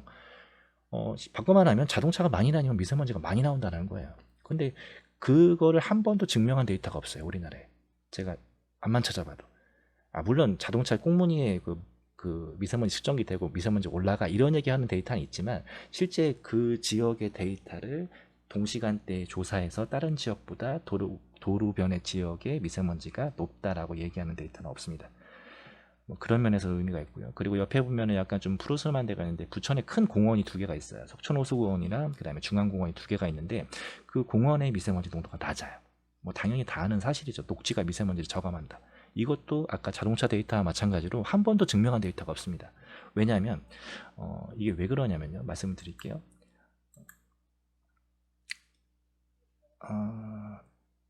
잠시만요. 이게 지금 이건 좀 이따 데이터 케이스 하면서 말씀을 드리는 게 좀 더 적합하겠네요. 다 넘어가고요. 그래서 학생들이 그런 데이터 가지고 이렇게 하면은 꽤 잘 만듭니다. 꽤 이렇게 뭐 보고서도 잘 만들고요. 실제 뭐 뭔가 좀 이렇게 요즘 얘기하는 데이터 사이언스 관련된 그런 얘기들을 하기도 하죠. 예. 뭐 장소별로 측정하기도 하고. 그래서 뭐 그 여느 방식의 것보다는 좀 더 이렇게 높은 것 같아요. 그러니까 데이터랑 관련돼서 뭔가를 얘기하기 시작하면. 근데 그런 데이터를 구하기가 되게 어렵습니다. 이거는 뭐 미세먼지 이외에 저희 그 창의적 체험 활동 시간이라고 해야 되나요? 그때 이제 학교 주변에 데이터 측정했던 건데, 뭐 핸드폰 어플이나 적외선 온도계 같은 거 활용해서 뭐 미세먼지와 마찬가지로 데이터 지도 만들었던 거고, 그런 거 관련해서 데이터를 뭐 만들어주면 학생들이 이러한 결과물도 만듭니다. 그래서 실제 자기 지역과 관련돼서 데이터를 근거로 얘기할 수 있는 그러한 게 필요한 거죠. 그런데 이게 뭐 별거야 이렇게 생각하겠지만, 그동안 곰곰이 생각해보면 우리가 학교에 가서 학생들과 했던 건 무엇이냐라고 생각해 봤을 때 그런 활동이 거의 없었을 거예요. 왜냐면 그 지역에 특화된 데이터가 없거든요. 뭐 지구적인 데이터, 애들이 뭐 지구에 살고 있긴 하지만 뭐 지구 데이터가 그들에게 공감을 주지는 않습니다. 왜냐면 그 데이터를 만드는 일들을 우리는 그동안 안 해온 거에 좀 더 가까운 것 같아요. 그런 부분들이 있고, 이거는 이제 뭐 그와 더불어서 이게 드론 관련돼서 이렇게 저희 지역의 학교 주변에 이제 그 열지도 만들었던 그런 건데, 애들이 하는 활동이 있고 실제 전문적인 장비가 들어가서 하는 활동들이 좀 구분되고, 그게 이렇게 같이 통합되는 모습을 그릴 때 그 효과는 좀 더 커지는 것 같아요. 예를 들면 뭐 단체에게 바라는 것도 약간 좀 그런 면이 좀 더 있는 것 같죠. 학교에서 하기 힘든 부분들을 외부가 해야 된다. 외부가 하기 힘든 부분들을 학교가 해야 된다. 지속적이고 체계적이고 계량되고 뭐 활동하는 건 학교가 훨씬 잘합니다. 또 애들과의 그 내포도 형성돼 있고요. 그런데 좀 부족한 부분들은, 이걸 전문적으로 다루는 부분들은 부족해요. 근데 그런 것들은 외부에서 뭐 장비가 됐건 전문가가 됐건 다른 시스템이 됐건 플랫폼이 됐건 그런 걸 갖고 같이 접목하는 시도를 하면 훨씬 더 좋지 않을까, 그런 역할 구분. 그래서 이거는 이제 그 열화상 드론 가지고 학교 주변 열지도 만든 건데, 아까 봤지만 애들이 찍은 열 데이터랑 학교 주변에 드론으로 찍은 열 데이터랑 비교하면서 뭔가의 우리 학교 주변의 그런 주변의 지열 문제들, 이런 것들에 대해서 얘기할 수 있는 그런 것도 가능하고, 뭐 그런 게 요즘 얘기로 하면 뭐 리빙랩이지 않나 하는 생각도 듭니다. 그래서 리빙랩 뭐 많은 데서 리빙랩 얘기를 많이 하는데, 제가 보기엔 뭐 진정한 의미의 리빙랩을 본 적은 없는 것 같아요. 아직까지는. 그래서 이런 학교를 통해서 우리는 학생들에게 질문을 던져줘야 된다라는 생각이 일단 기본적으로 학교에서 했던 것 중에 하나고요. 그래서 뭔가 질문이 살아나는. 근데 질문이 뭐 당연히 중요한 건데, 질문이 금방 나오지는 않아요. 그래서 너무 좌절하지는 마세요. 그래서 예를 들면 뭐 외부에서 가는데 애들이 뭐 가니까 아무것도 안 물어보더라. 뭐 이렇게 질문 않더라. 뭐 이렇게 특강 끝나고 항상 물어보잖아요. 뭐 자, 질문 있으면 질문해 보세요. 이렇게 물어보잖아요. 원래 애들은 질문 안 합니다. 네, 애들은 원래 질문 안 해요. 저희도 한 달 이상은 돼야 질문하는 것 같아요. 그러니까 말문이 트이는 거죠. 한 달 정도는 서로 얼굴 보고 소통하고, 그래도 이렇게 좀 이렇게 뭐라고 해야 되나요? 접촉하고, 그래야만 애들이 내가 물어봐도 되는 대상, 이런 게 생기는 것 같아요. 그때 되면 뭐 이것저것도 물어보고, 뭐 궁금한 것도 물어보고, 이렇게 하는 거에 가까운 것 같고, 그냥 뭐 처음에 한두 번 만나서 뭐 일주일 만나서 뭐 일곱 여덟 번 만나서 뭐 띄엄띄엄 만나서 그렇게 해서 애들이 질문을 하지는 않는 것 같습니다. 그런 면에서도 약간 좀 뭐라고 해야 되나, 그런 주기적이고 장기적인 교육들, 이런 게 필요한 것 같아요. 근데 뭐 사회단체에서 그걸 맞추기가 되게 어렵죠. 왜냐면 그만큼 아이들을 학교가 할애해주지 않거든요. 그런 부분들이 좀 고민스러운 부분이 있는 것 같고요. 그리고 어찌됐건 뭐 아까도 말씀드렸지만 우리는 이렇게 도전에 직면해 있고 끝날 겁니다. 그러니까 이 체계는 끝날 거라고 저는 봐요. 그게 생태 문명의 이름으로 끝나던, 뭐 지속 가능한 사회의 이름으로 끝나던, 뭐 다른 이름으로 끝나던 간에 이 세계는 이제 뭐 문명의 끝에 와 있지 않나 하는 생각이고, 다음 세대로 넘어갈 거라고 봅니다. 그래서 뭐 그 옛날에 했던 유명한 말인데, 돌이 없어 석기 시대가 끝난 건 아닌 것 같아요. 예를 들면 그러니까 이 체계가 효율적이지 않고 뭔가 좀 맞지 않다라고 하면 돌이 암만 많아도 석기 시대는 끝날 겁니다. 그런 면에서 우리가 지금 석기 시대의 돌을 어딘가에 쌓고 있는 건 아닌가 하는 거에 대해서 조금 진지하게 고민해 보실 필요도 있어요. 안 그러 뭐 그렇던 그렇지 않던 그런 시대는 끝날 거라고 저는 생각이 되어지고요. 그 다음에 그거랑 이어서 이제 데이터 사이언스 관련된 케이스들을 좀 소개해 드릴게요. 근데 뭐 제가 기본적으로 성향이 약간 좀 우울한 성향이어서 너무 이렇게 비관적으로 생각하지 않으셔도 돼요. 근데 그냥 저만 그렇게 생각하는 거니까 항상 이렇게 세상은 아름답고 꿈과 희망은 어딘가에 있습니다. 파랑새는 가까이 있잖아요. 예. 그런 얘기랑 가깝고요. 저희 학교에서 했던 데이터 사이언스 기초연수랑 제가 지난주에 저희가 인공지능 시범학교도 같이 하거든요. 또 제가 담당해서 해서 그때 했던 연수 내용들을 좀 접목해서 남은 한 3, 40, 30분 정도의 시간 동안 말씀드릴게요. 예를 들자면 테크놀로지 데모크라시 이런 시대라고 하죠. 기술적 민주주의 실제 기술 평등이 굉장히 빠르게 이루어지고 있고 그런 거가 이제 옛날로 치면 이렇게 막 좋은 거 혼자 꽁꽁 감싸고 있던 시대는 지나간 것 같아요. 저희도 그랬지만 저희도 좋은 수업자로 있으면 이렇게 막 남 안 보여주고 이렇게 PDF로만 주고 막 그런 시대인데 이제는 그런 시대는 아닌 것 같아요. 이게 공유하고 오픈하고 나누고 그게 서로 발전시키고 약간 그런 오픈 플랫폼 이런 시대인 것 같습니다. 그래서 그런 거 통칭해서 테크놀로지 데모크라시라고 이렇게 부르기도 하는 것 같고요. 그런 마인드가 좀 필요한 것 같아요. 교사나 사회나 마찬가지로. 그리고 그 중에 제일 앞서가는 게 구글이죠. 구글이 구글이라는 그런 10의 백승 이런 걸 의미하는 거에서 따서 이제 이름을 줬는데 실제 이따가 약간 그 데이터 이렇게 코딩이라고 해야 되나요? 그거 할 때 좀 말씀드리겠지만 10의 백승을 구하는 거 진짜 어려운 일이거든요. 옛날로 치면 진짜 방대하고 진짜 어려운 일인데 이제 그렇지 않은 시대에 이제 구글도 살고 있고 우리도 살고 있는 그런 거죠. 구글이 하는 회사들 다 넘어가고요. 어찌됐건 애플, 마이크로소프트사, 아마존, 구글 이런 애들이 엄청나게 성장하고 있다는 작년 기사였는데 이젠 더 성장했겠죠. 아마 왜냐면 우리가 코로나 시대 때 이미 결정이 된 것 같아요. 코로나 시대를 접어서 언젠가는 이렇게 그들이 이렇게 결정할 거였는데 그거를 우리가 너무 가속화시켜 준 것 같긴 합니다. 그래서 근데 이제 다른 아시는 분도 계시겠지만 이렇게 마이크로소프트사나 구글이나 얘네들이 궁극적으로 하는 거는 어찌됐건 걔네들이 필요한 그리고 효율적으로 자기네들을 지지할 수 있는 그런 사람을 양성하는 일에 좀 더 가까운 것 같아요. 그래서 교육 플랫폼도 많이 뛰어들고 있고 지금은 그들의 도움을 받고 있는 상황에 좀 더 가깝지만 앞으로는 아마 독자적으로 할 것 같습니다. 왜냐하면 그게 더 효율적이거든요. 기업이니까. 그래서 그것도 되게 큰 위협이에요. 큰 위협이라고 전 보여집니다. 학교 입장에서도 위협이고 사회기관 쪽에서도 큰 위협일 거라고 봐요. 왜냐면 걔네들이 제공하는 아까 테드 에듀케이션 보여드렸잖아요. 테드 에듀케이션처럼 그런 굉장히 질 좋은 콘텐츠와 시스템이 있어요. 그거를 굳이 돈 내고 어디 가서 배우거나 돈 내고 누구를 모셔서 하거나 그럴 필요가 없는 거죠. 구글의 클래스룸도 마찬가지고 MS의 팀즈 이런 그 시스템들이 연수받다 보면 쟤네들이 언제 우리를 대체하겠구나 이런 생각이 듭니다. 그 시점은 별로 이렇게 얼마 안 남은 것 같고요. 근데 그래도 우리가 갖고 있는 유일한 희망은 걔네들이 못하는 걸 하는 게 맞는 것 같아요. 걔네들이 못하는 거. 그게 뭘지에 대해서 고민이 필요한 거고요. 그래서 그런 빅데이터라든지 집단지성 그리고 그런 걸 기반으로 한 창의성 그리고 그런 걸 모을 수 있는 플랫폼들 그래서 이렇게 데이터나 플랫폼이나 창의성 이런 게 이제 앞으로 굉장히 중요한 생태계고 그런 게 갖춰진 단체나 학교나 시스템이 있으면 좋을 것 같습니다. 그런 걸 제안하거나 발굴하는 노력도 필요하고요.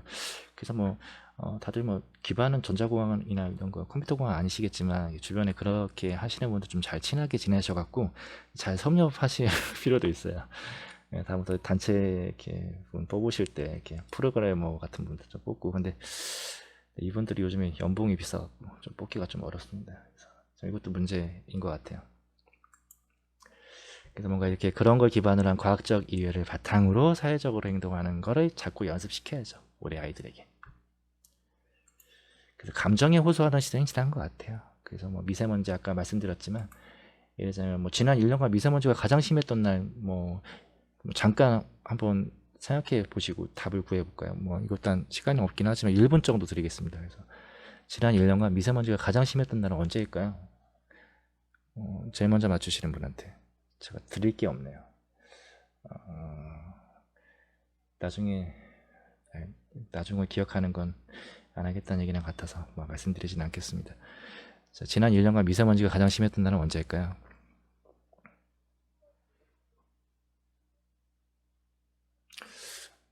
제가 자세가 삐뚤어져 갖고 자꾸 카메라가 삐뚤어가네요.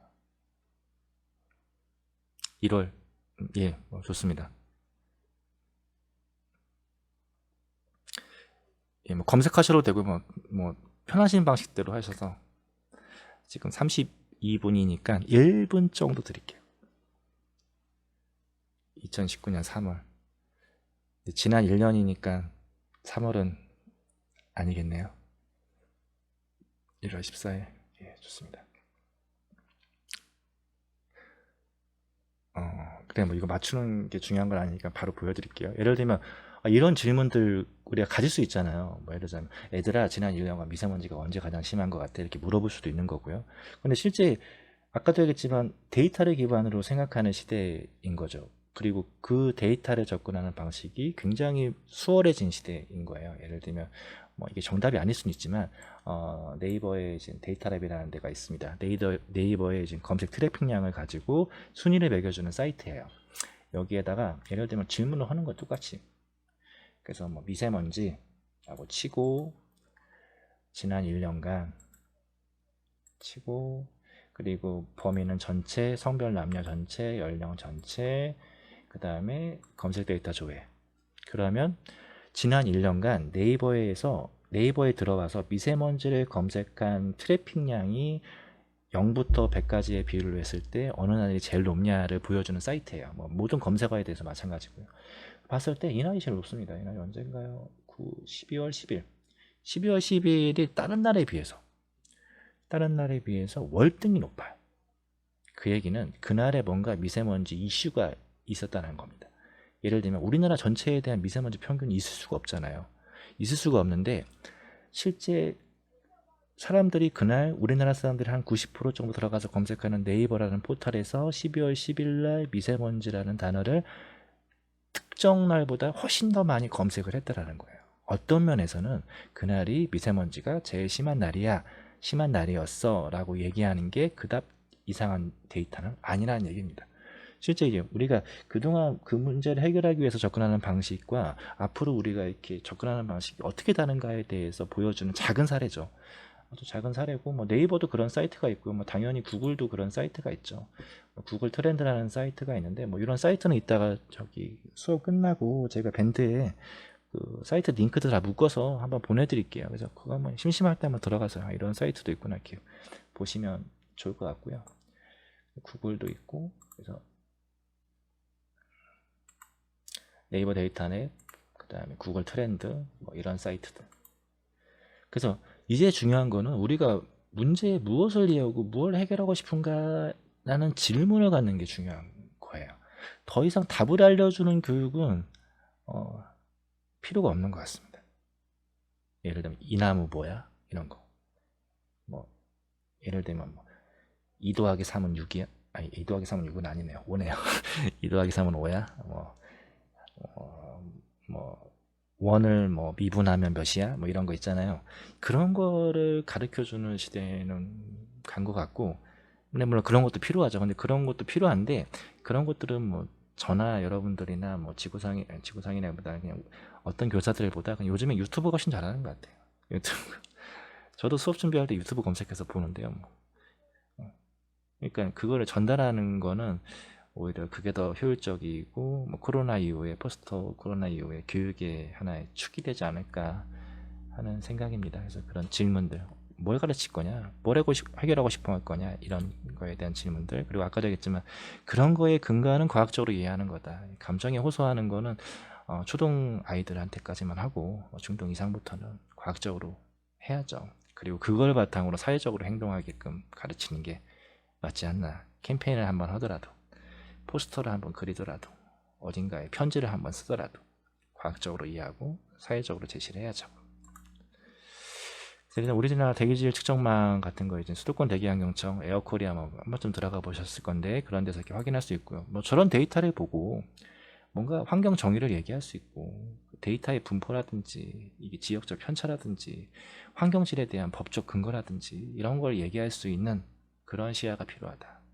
예를 들면 수도권에 되게 많잖아요. 수도권 대기환경청이 관리하고 있어서 그런 면도 있는데, 실제 수도권 대기환경청이라는 이름을 봤을 때는 지역마다 대기환경청이 다 있어 보이잖아요. 뭐 경기도 대기환경청, 뭐 경상도 대기환경청, 뭐 제주도 대기환경청 다 있어 보이잖아요. 그런데 수도권 대기환경청만 있어요. 다른 데는 대기환경청이 없습니다. 수도권 대기환경 개선법인가요? 그 법에 의해서 수도권에만 있어요. 법적으로 불평등한 거죠. 강원도에 있는 사람은 뭐 측정소가 없어도 되는 건지, 예를 들면 그런 건 아닌 거잖아요. 그래서 만약에 우리 지역, 뭐 지역에 국한돼서 이렇게 생각해 본다 하더라도, 옛날로 치면 뭐 에어코리아에 들어가면 그 지역의 미세먼지 측정소가 나와요. 아까도 얘기했지만 그 부천 지역 했을 때 그 데이터가 우리는 만들지 못한다는 이유 중에 하나가 이겁니다. 왜냐면 부천 지역만 봤을 때 부천 지역 데이터거든요. 그 공공 측정소, 이 법적으로 인정하는 측정소가 부천은 5개가 있습니다. 그런데 우리가 과거의 데이터는 이런 방식으로 제시를 했다면 앞으로는 그런 방식에서 벗어나야 된다는 거예요. 왜냐하면 아이들한테 솔직히 얘기해서 부천에 있는 데이터 미세먼지 측정소 찾아보자, 에어코리아 한번 들어가 봐요. 들어가서 찾아보면 정보가 저렇게 나옵니다. 자, 이 정보를 보고 우리 뭐 부천의 미세먼지 측정소에 대해서 문제 의식을 갖거나 뭐 질문을 찾아봐라. 애들이 질문할 수가 없습니다. 텍스트로 된 정보 가지고는. 그게 과거에 우리가 접근했던 방식들이죠. 근데 예를 들면 이 똑같은 데이터를 다르게 제시하면 생각이 달라진다는 거예요. 예를 들면 이건 아까 봤던 5개의 측정소의 위치를 지도상에 표시한 겁니다. 아까 그런 텍스트 중심의 정보와 이렇게 지리적인 위치 정보와의 결합한 융합적인 정보와의 차이는 굉장히 커요. 그럼 아이들이 측정소가 저렇게 돼? 혹시 뭐 드는 생각이 뭐야? 뭐 궁금한 게 뭐야? 뭐 이렇게 질문거리가 있어? 이렇게 물어보면 그래도 아까 거에 비해서는 아이들의 말문이 더 트입니다. 생각이 더 깊어지는 거죠. 예를 들면 우리 학교, 저희가 근무하는 학교는 송내 IC 바로 옆에 있어요. 그런데 미세먼지 측정소의 정보가 오는 거는 그 지역에서 가장 가까운 측정소의 정보가 옵니다. 즉 우린 D지역의 정보가 와요. 바로 옆에가 인천인데 인천 정보가 오지가 않아요. D지역의 정보가 오지. 그럼 그게 정당한 거냐? 데이터로서의 의미가 있는 데이터냐? 그 미세먼지 메카인 송내 IC가 바로 옆에 있는데 그게 반영된 데이터가 없는데 그게 정당한 거냐, 이렇게 물을 수도 있는 거죠. 그리고 이러한 5개의 지점으로 된 측정소로는 아까 우리 이 부천시청 중심으로 해서 측정했던 미세먼지 데이터의 그 원인들을 밝혔던 얘기들을 할 수가 없어요. 할 수가 없습니다. 그리고 그러한 역할을 하는 게 시민들이죠. 그걸 시민과학이라고 하는 거고, 우리 사회에서 거의 유일한 시민은 제가 보기엔 학생밖에 없습니다. 우리 사회의 직장인, 우리 사회의 엄마, 우리 사회의 아빠, 우리 사회의 군인들, 우리 사회의 대학생들은 있어도 시민들은 없어요. 시민으로서의 역할을 할 수 있는 역량과 여유를 갖고 있는 건 제가 보기엔 초중고 학생들밖에 없습니다. 그리고 그런 학생들한테 그런 역할에 주체성을 주는 거죠. 그리고 그런 걸 흔히 얘기하는 생태 시민이라고 부르는 것 같아요. 예.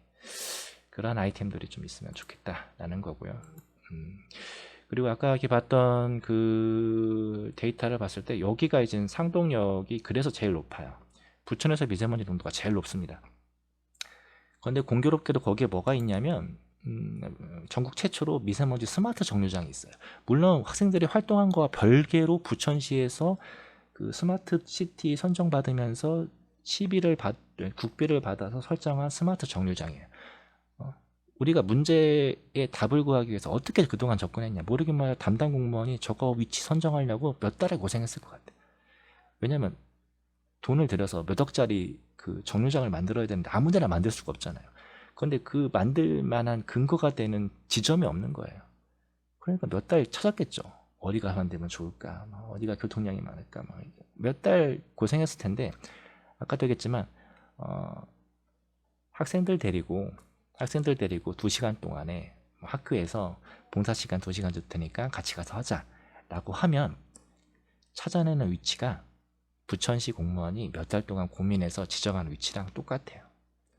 그게 시민과학의 힘이라고 저는 생각이 되어집니다. 그리고 그러한 데이터를 근거로 지역에 제한할 수 있겠죠. 여기에다 만들어라. 그러면 된다 라는 얘기입니다. 그럼 시각화할 수 있는 데이터 분석들이 있던 거고, 그래서 작년에 했던 사진들인데, 올해는 코로나 때문에 지자체가 거의 셧다운돼서 특별하게 연계해서 하는 건 없는 것 같습니다. 그다음에 학교에서도 할 수 있는 것 같고요. 뭐 이렇게 지역 참여하면서 꼭 뭐 신문 기사로 나왔던 것도 있고요. 뭐 시간이 없으니까 뭐 자세히 말씀드리진 않을게요. 뭐 그런 거 관련된 사이트들 이렇게 했었던 거고, 일단 데이터를 모으는 게 제일 중요한 것 같아요. 뭐 데이터를 모아 얘기할 수 있고, 뭐 그런 측정기들 이렇게 간이로 만들어서 저희 학교 학생들 집에다 설치해서 지난 6개월간 데이터를 모았고, 뭐 그와 관련된 이렇게 약간의 좀 통계 처리들 좀 했었고요. 그리고 이게 요즘엔 뭐 그런 데이터 오버랩이라고 하죠. 뭐 이렇게 바람 데이터라든지 뭐 공장 데이터들 이런 게 이게 되게 있어 보이고 멋있어 보이는데 방법을 알면 그렇게 어려운 건 아니에요. 물론 뭐 저도 뭐 할 줄은 하진 못하지만 실제 배워보자고 치면 뭐 못 배울 것도 아닌 것 같아요. 지금 뭐 사회환경교육 상급 보소교육인가요? 몇 시간 들으세요? 한 120시간 들으시나? 근데 한 120시간만 투자하면 우리나라 전문가가 됩니다. 이 데이터 분석 분야에. 그러니까 좀 이렇게 뭐라고 해야 되나, 균형 있게 하시는 것도 필요하지 않나 하는 생각이 들고요. 뭐 이런 윈도 데이터랑 같이 되고, 그러면서 이렇게 많이 우리가 갖고 있는 데이터의 잘못된 부분들을 이렇게 지적할 수 있죠. 우리 많이 편서풍 얘기 많이 하는데 바람이 꼭 편서풍으로 부는 건 아니거든요. 그래서 뭐 삶에 있어 답이 없어 답답한 게 아닌가. 하여튼 답이 없는 것은 질문이 없기 때문인 거죠. 아이들도 그렇고 어른들도 그렇고 저도 그렇고 이 방송을 듣고 계신 많은 분들도 그러신 것 같습니다. 답답하실 때는 질문이 없어서 그런 거예요. 질문을 가지셔야죠. 그리고 그 질문할 때는 뭐 이렇게 그 빅데이터에서 굉장히 중요하게 생각하는 감정인데, 심파시랑 엠파시 두 가지인데, 그 중에 엠파시를 뭐 이렇게 더 해야 된다 뭐 이런 얘기를 지금은 고인이 되신 정규진 교수님이 저희 학교 특강 와서 해주신 얘기인데, 하여튼 그래서 그냥 하면 이렇게 감정이입을 하는 거죠. 감정이입을 해서 뭔가를 제안하고, 감정이입을 해서 뭔가를 알려주고, 프로그램을 짜고, 타인과 교류하고, 뭐 이런 게 필요하지 않나 하는 생각입니다. 그리고 이거는 뭐 알리바바의 CEO인 마윈이 한 얘기인데, 그 2015년에 한 얘기예요. 지난 20년간 지속되어온 IT 시대가 젊고 앞으로 30년간 데이터 테크놀로지 혁명이 열릴 거다, 이런 얘기를 한 5년 전에 했죠. 그리고 그 5년 전에 한 얘기가 지금은 실현되고 있습니다. 그러니까 우리가 얼마나 변화를 쫓아가고 있냐라는 거에 대해서 되물을 필요가 있어요. 지금 환경교육에서 IT도 안 되고 있다. 내가 보기엔 IT는 고사하고 뭐 다른 것도 안 되고 있잖아요. 그러니 뭐 데이터 테크놀로지 얘기하는 것 자체가 이상한 거죠. 근데 우리가 그걸 따라가든 못 따라가든 세상은 이미 그쪽으로 갈 건데 좀 고민할 필요가 있는 것 같아요. 그래서 뭐 21세기의 가장 섹시한 직업으로서 데이터 사이언티스트를 꼽았습니다. 요건데 이거 잘 읽으셔야 돼요. 저기서 이자를 빼면 성적 소수주의자 뭐 이런 얘기가 되는데 1등이 데이터 사이언티스트입니다. 근데 그것도 맞는 것 같아요. 근데 아이들이 원하는 직업, 하고 싶어 하는 일들이 뭘까? 내 교육을 통해서 애들은 결국에는 뭘 하고 싶어 하는 걸까에 대해서 또 고민해 보시면 좋을 것 같아요. 환경 교육자 아니면 환경 분야에 뭐 이렇게 그런 사람 되려고 애들이 이 교육 받는 게 아니거든요. 제가 가르치는 아이들도 마찬가지고, 아이들이 원하는 건 앞에 적혀 있는 이런 직업들을 원하는 거죠. 그런데 그런 직업을 하기 위해서 가져야 될 가치관, 뭐 인성, 뭐 자연에 대한 공감 능력, 다른 공동체를 생각하는 마음들, 그런 것들을 두루두루 잘 가르칠 수 있는 게 환경교육이니까 그 아이들한테 환경교육을 꼭 해야 되는 거지, 그 아이들이 그 교육을 받아서 뭐 어딘가에서 환경운동가로 산다든지 환경학자로 산다든지 환경공학자로 살기 위해서 그 교육을 받는 거는 아니에요. 그렇기 때문에 그렇게 교육을 하면 안 되십니다. 근데 가끔 이렇게 약간 그런 걸 착각하시는 분들이 있어요. 꼭 이렇게 숲해설가를 가르치려고 교육하시는 분들이 있어요. 아이들한테. 그 아이들은 숲해설가가 되지 않을 거거든요. 근데 그 가르치는 내용과 방식과 그 범위가 달라야 되는데 본인들이 배운 방식을 그대로 투사하는 경우가 많아요. 왜냐하면 대부분의 교육은 뭐죠? 모방이니까요. 모방이니까 그렇게 되는 건데, 자기는 그렇게 배웠어도 그거를 이제 아이들한테 교육할 때는 그 방식을 바꾸셔야 됩니다. 그래야 될 것 같고요. 한 15분 남았으니까.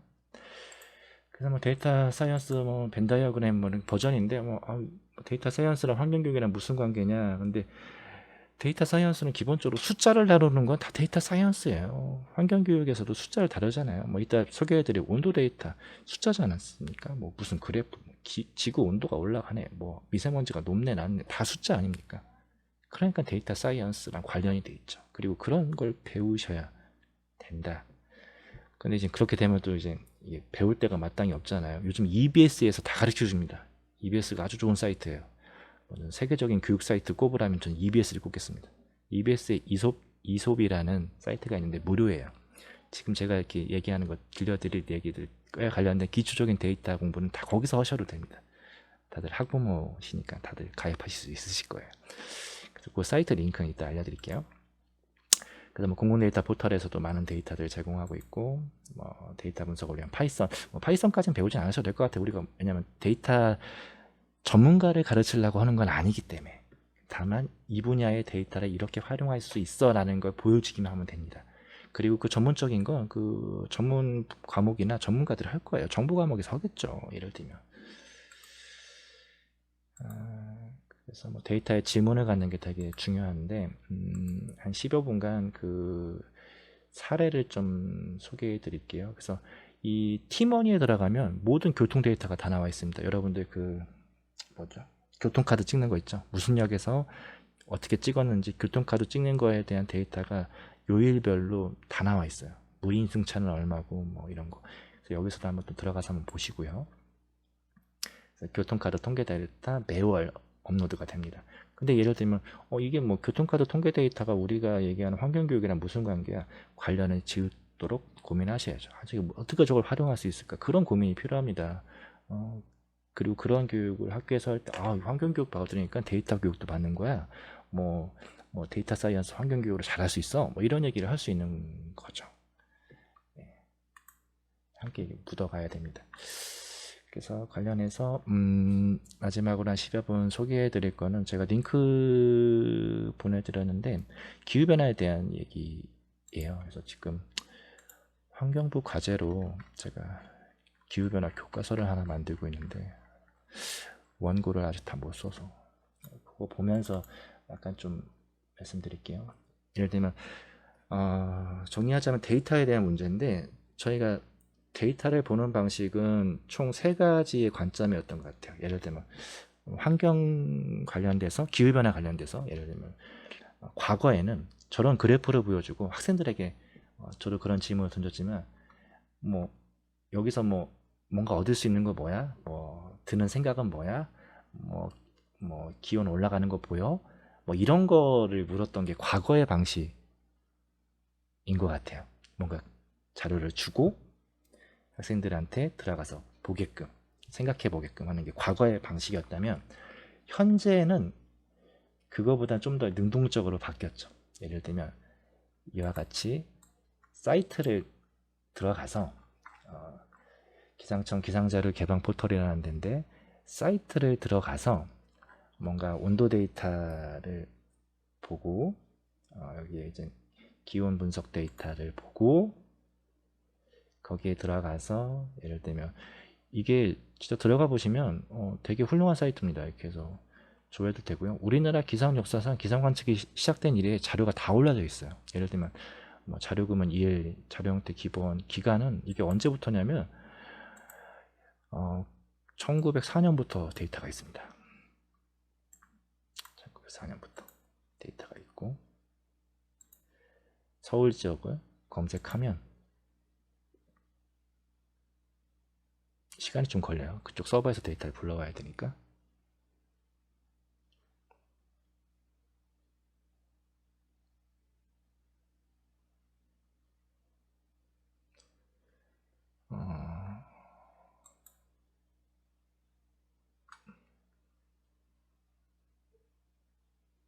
예, 나왔죠.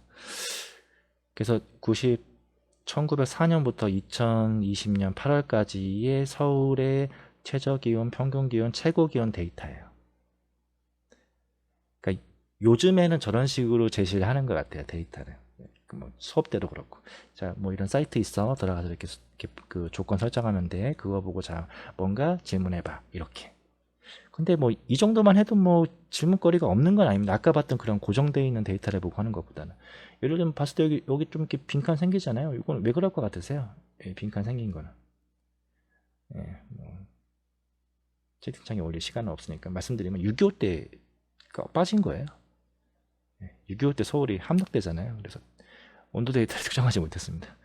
민족상잔의 비극의 굉장히 큰 결과물이죠. 예. 뭐 그렇고, 근데 딱 봤을 때 그럼 근데 뭐 온도가 증가되는 거 보이세요? 지구 온도 올라간다는데 뭐 올라가는 거 보이신가요? 안 보이죠. 왜냐면 통계 처리를 안 했기 때문에 안 보여요. 그러니까 데이터를 어떻게 제시하는 거냐, 어떤 방식으로 제시하는 거냐에 따라서 달라지고, 이게 다 엑셀이나 뭐 CSV 파일로 다운받아집니다. 그리고 그 자체를 보면서 얘기하는 거가 지금 하고 있는 현재의 데이터를 보는 방식에 가까운 것 같아요. 물론 뭐 그 정도만 해도 애들한테 많은 질문을 끄집어낼 수도 있고, 애들이 관심 갖고 상상할 수도 있어요. 그게 현재 방식이라면 데이터가 지금 다운받는데 시간이 걸리니까, 미래의 방식은 뭐냐?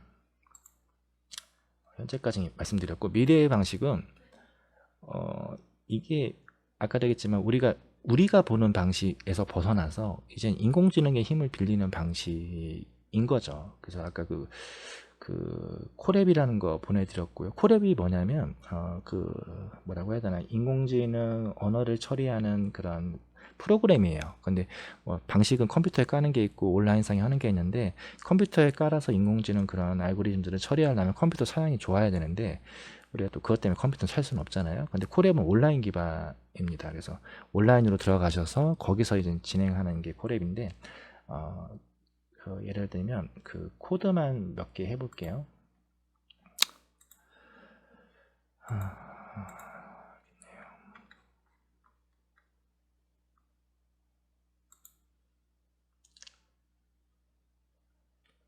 자, 그래서 한 5, 6분 남아서 뭐 이거 보여드리면서 하겠습니다. 그래서 앞에 화면 보이시죠? 앞에 화면 보이실 것 같고, 그러니까 미래의 데이터를 보는 방식들은 과거와 현재와는 다르다는 거예요. 과거의 고정된 형태, 현재의 사이트를 중심으로 유동됐지만 나를 중심으로 가공되지 않은 데이터. 미래는 이제 이거를 가공할 수 있는 능력을 개인들이 갖고 있는 거죠. 그게 학생들일지라도. 그래서 코딩 얘기하는 게 다 그런 것 같아요. 뭐 데이터 사이언스 배워야 된다, 인공지능 배워야 된다, 코딩 배워야 된다, 이런 게 그거 자체를 하는 게 아니라 그런 변화를 이해하는 능력이 필요하기 때문에 해야 된다고 생각을 하는 겁니다. 그래서 이렇게 보면 이렇게 어렵게 생겼는데, 아까도 얘기했지만 우리가 저 개별적인 문법을 다 가르칠 게 아니에요. 그건 우리의 몫이 아니니까 우리는 전애들이 구현되는 거를 보고 거기에서 변수만 바꿔가면서 우리한테 필요한 요소를 끄집어내는 게 우리의 할 일에 가까운 거죠. 그래서 데이터 분석의 흐름들 보면 일단 뭐 전처리 해야 되고 뭐 블럭이 쭉 있는데, 앞에 이렇게 뭐 전처리는 일단 이렇게 그냥 다 클릭 하시면 됩니다. 왜냐면 우리는 그냥 저게 구현되는 것만 볼 거니까. 지금 아마 여기 이 밴드 분들도 접속을 하셔서 아마 좀 느려지는 것 같은데, 근데 굉장히 직관적으로 쉽게 만들어져 있어요. 그래서 아마 뭐 되게 따라 하시는 데는 나중에 집에 가서 꼭 한번 해보세요. 이게 인공지능 기반의 데이터 분석이구나, 이런 생각이 들 겁니다. 근데 물론 저 코드를 짜는 건 어렵죠. 코드를 짜는 건 어려운데, 실제 아까도 말씀드렸지만 우리가 코드만 갖고 오면 돼요. 불러오면 되는 거니까. 컨트롤 C에서. 그리고 그런 면에서 아까 그 테크놀로지 데모크라시라고 말씀드렸잖아요. 굉장히 기술적으로 그 사람들은 관대해요. 왜냐하면 그 사람들도 남의 거 갖다가 썼기 때문에, 써서 처음 시작했기 때문에 그런 면에서는 좀 더 그런 게 훨씬 더 훌륭한 것 같습니다. 예를 들자면 여기에 보면은 그 결론적으로 기온 데이터 불러올 수 있죠. 그래서 날짜, 지점, 평균 온도, 최저 기온, 최고 기온 불러올 수 있는데, 예를 들면 이 데이터의 근거는 이거예요. 서울에 1904년부터 2020년 9월 5일까지 이 데이터 개수가 몇 개냐면 이렇게 쭉 나와 있잖아요. 평균 기온, 최저 기온, 최고 기온. 이 데이터의 개수가 스크롤을 쭉 해보시면 몇 개냐면 많네요. 4만 개가 넘네요. 4만 개쯤, 4만 825개쯤 됩니다. 4825개를 가지고 우리가 그 안에서의 질문을 찾아내는 거죠. 그러니까 이 데이터, 그러니까 흔히 얘기하는 빅데이터를 관련해서 우리가 기후변화나 온도에 대해서 얘기할 수 있는 겁니다. 그래서 실행해 보면 의외로 코드를 쓰면 쉬워요. 예를 들면 몇 개만 해볼게요.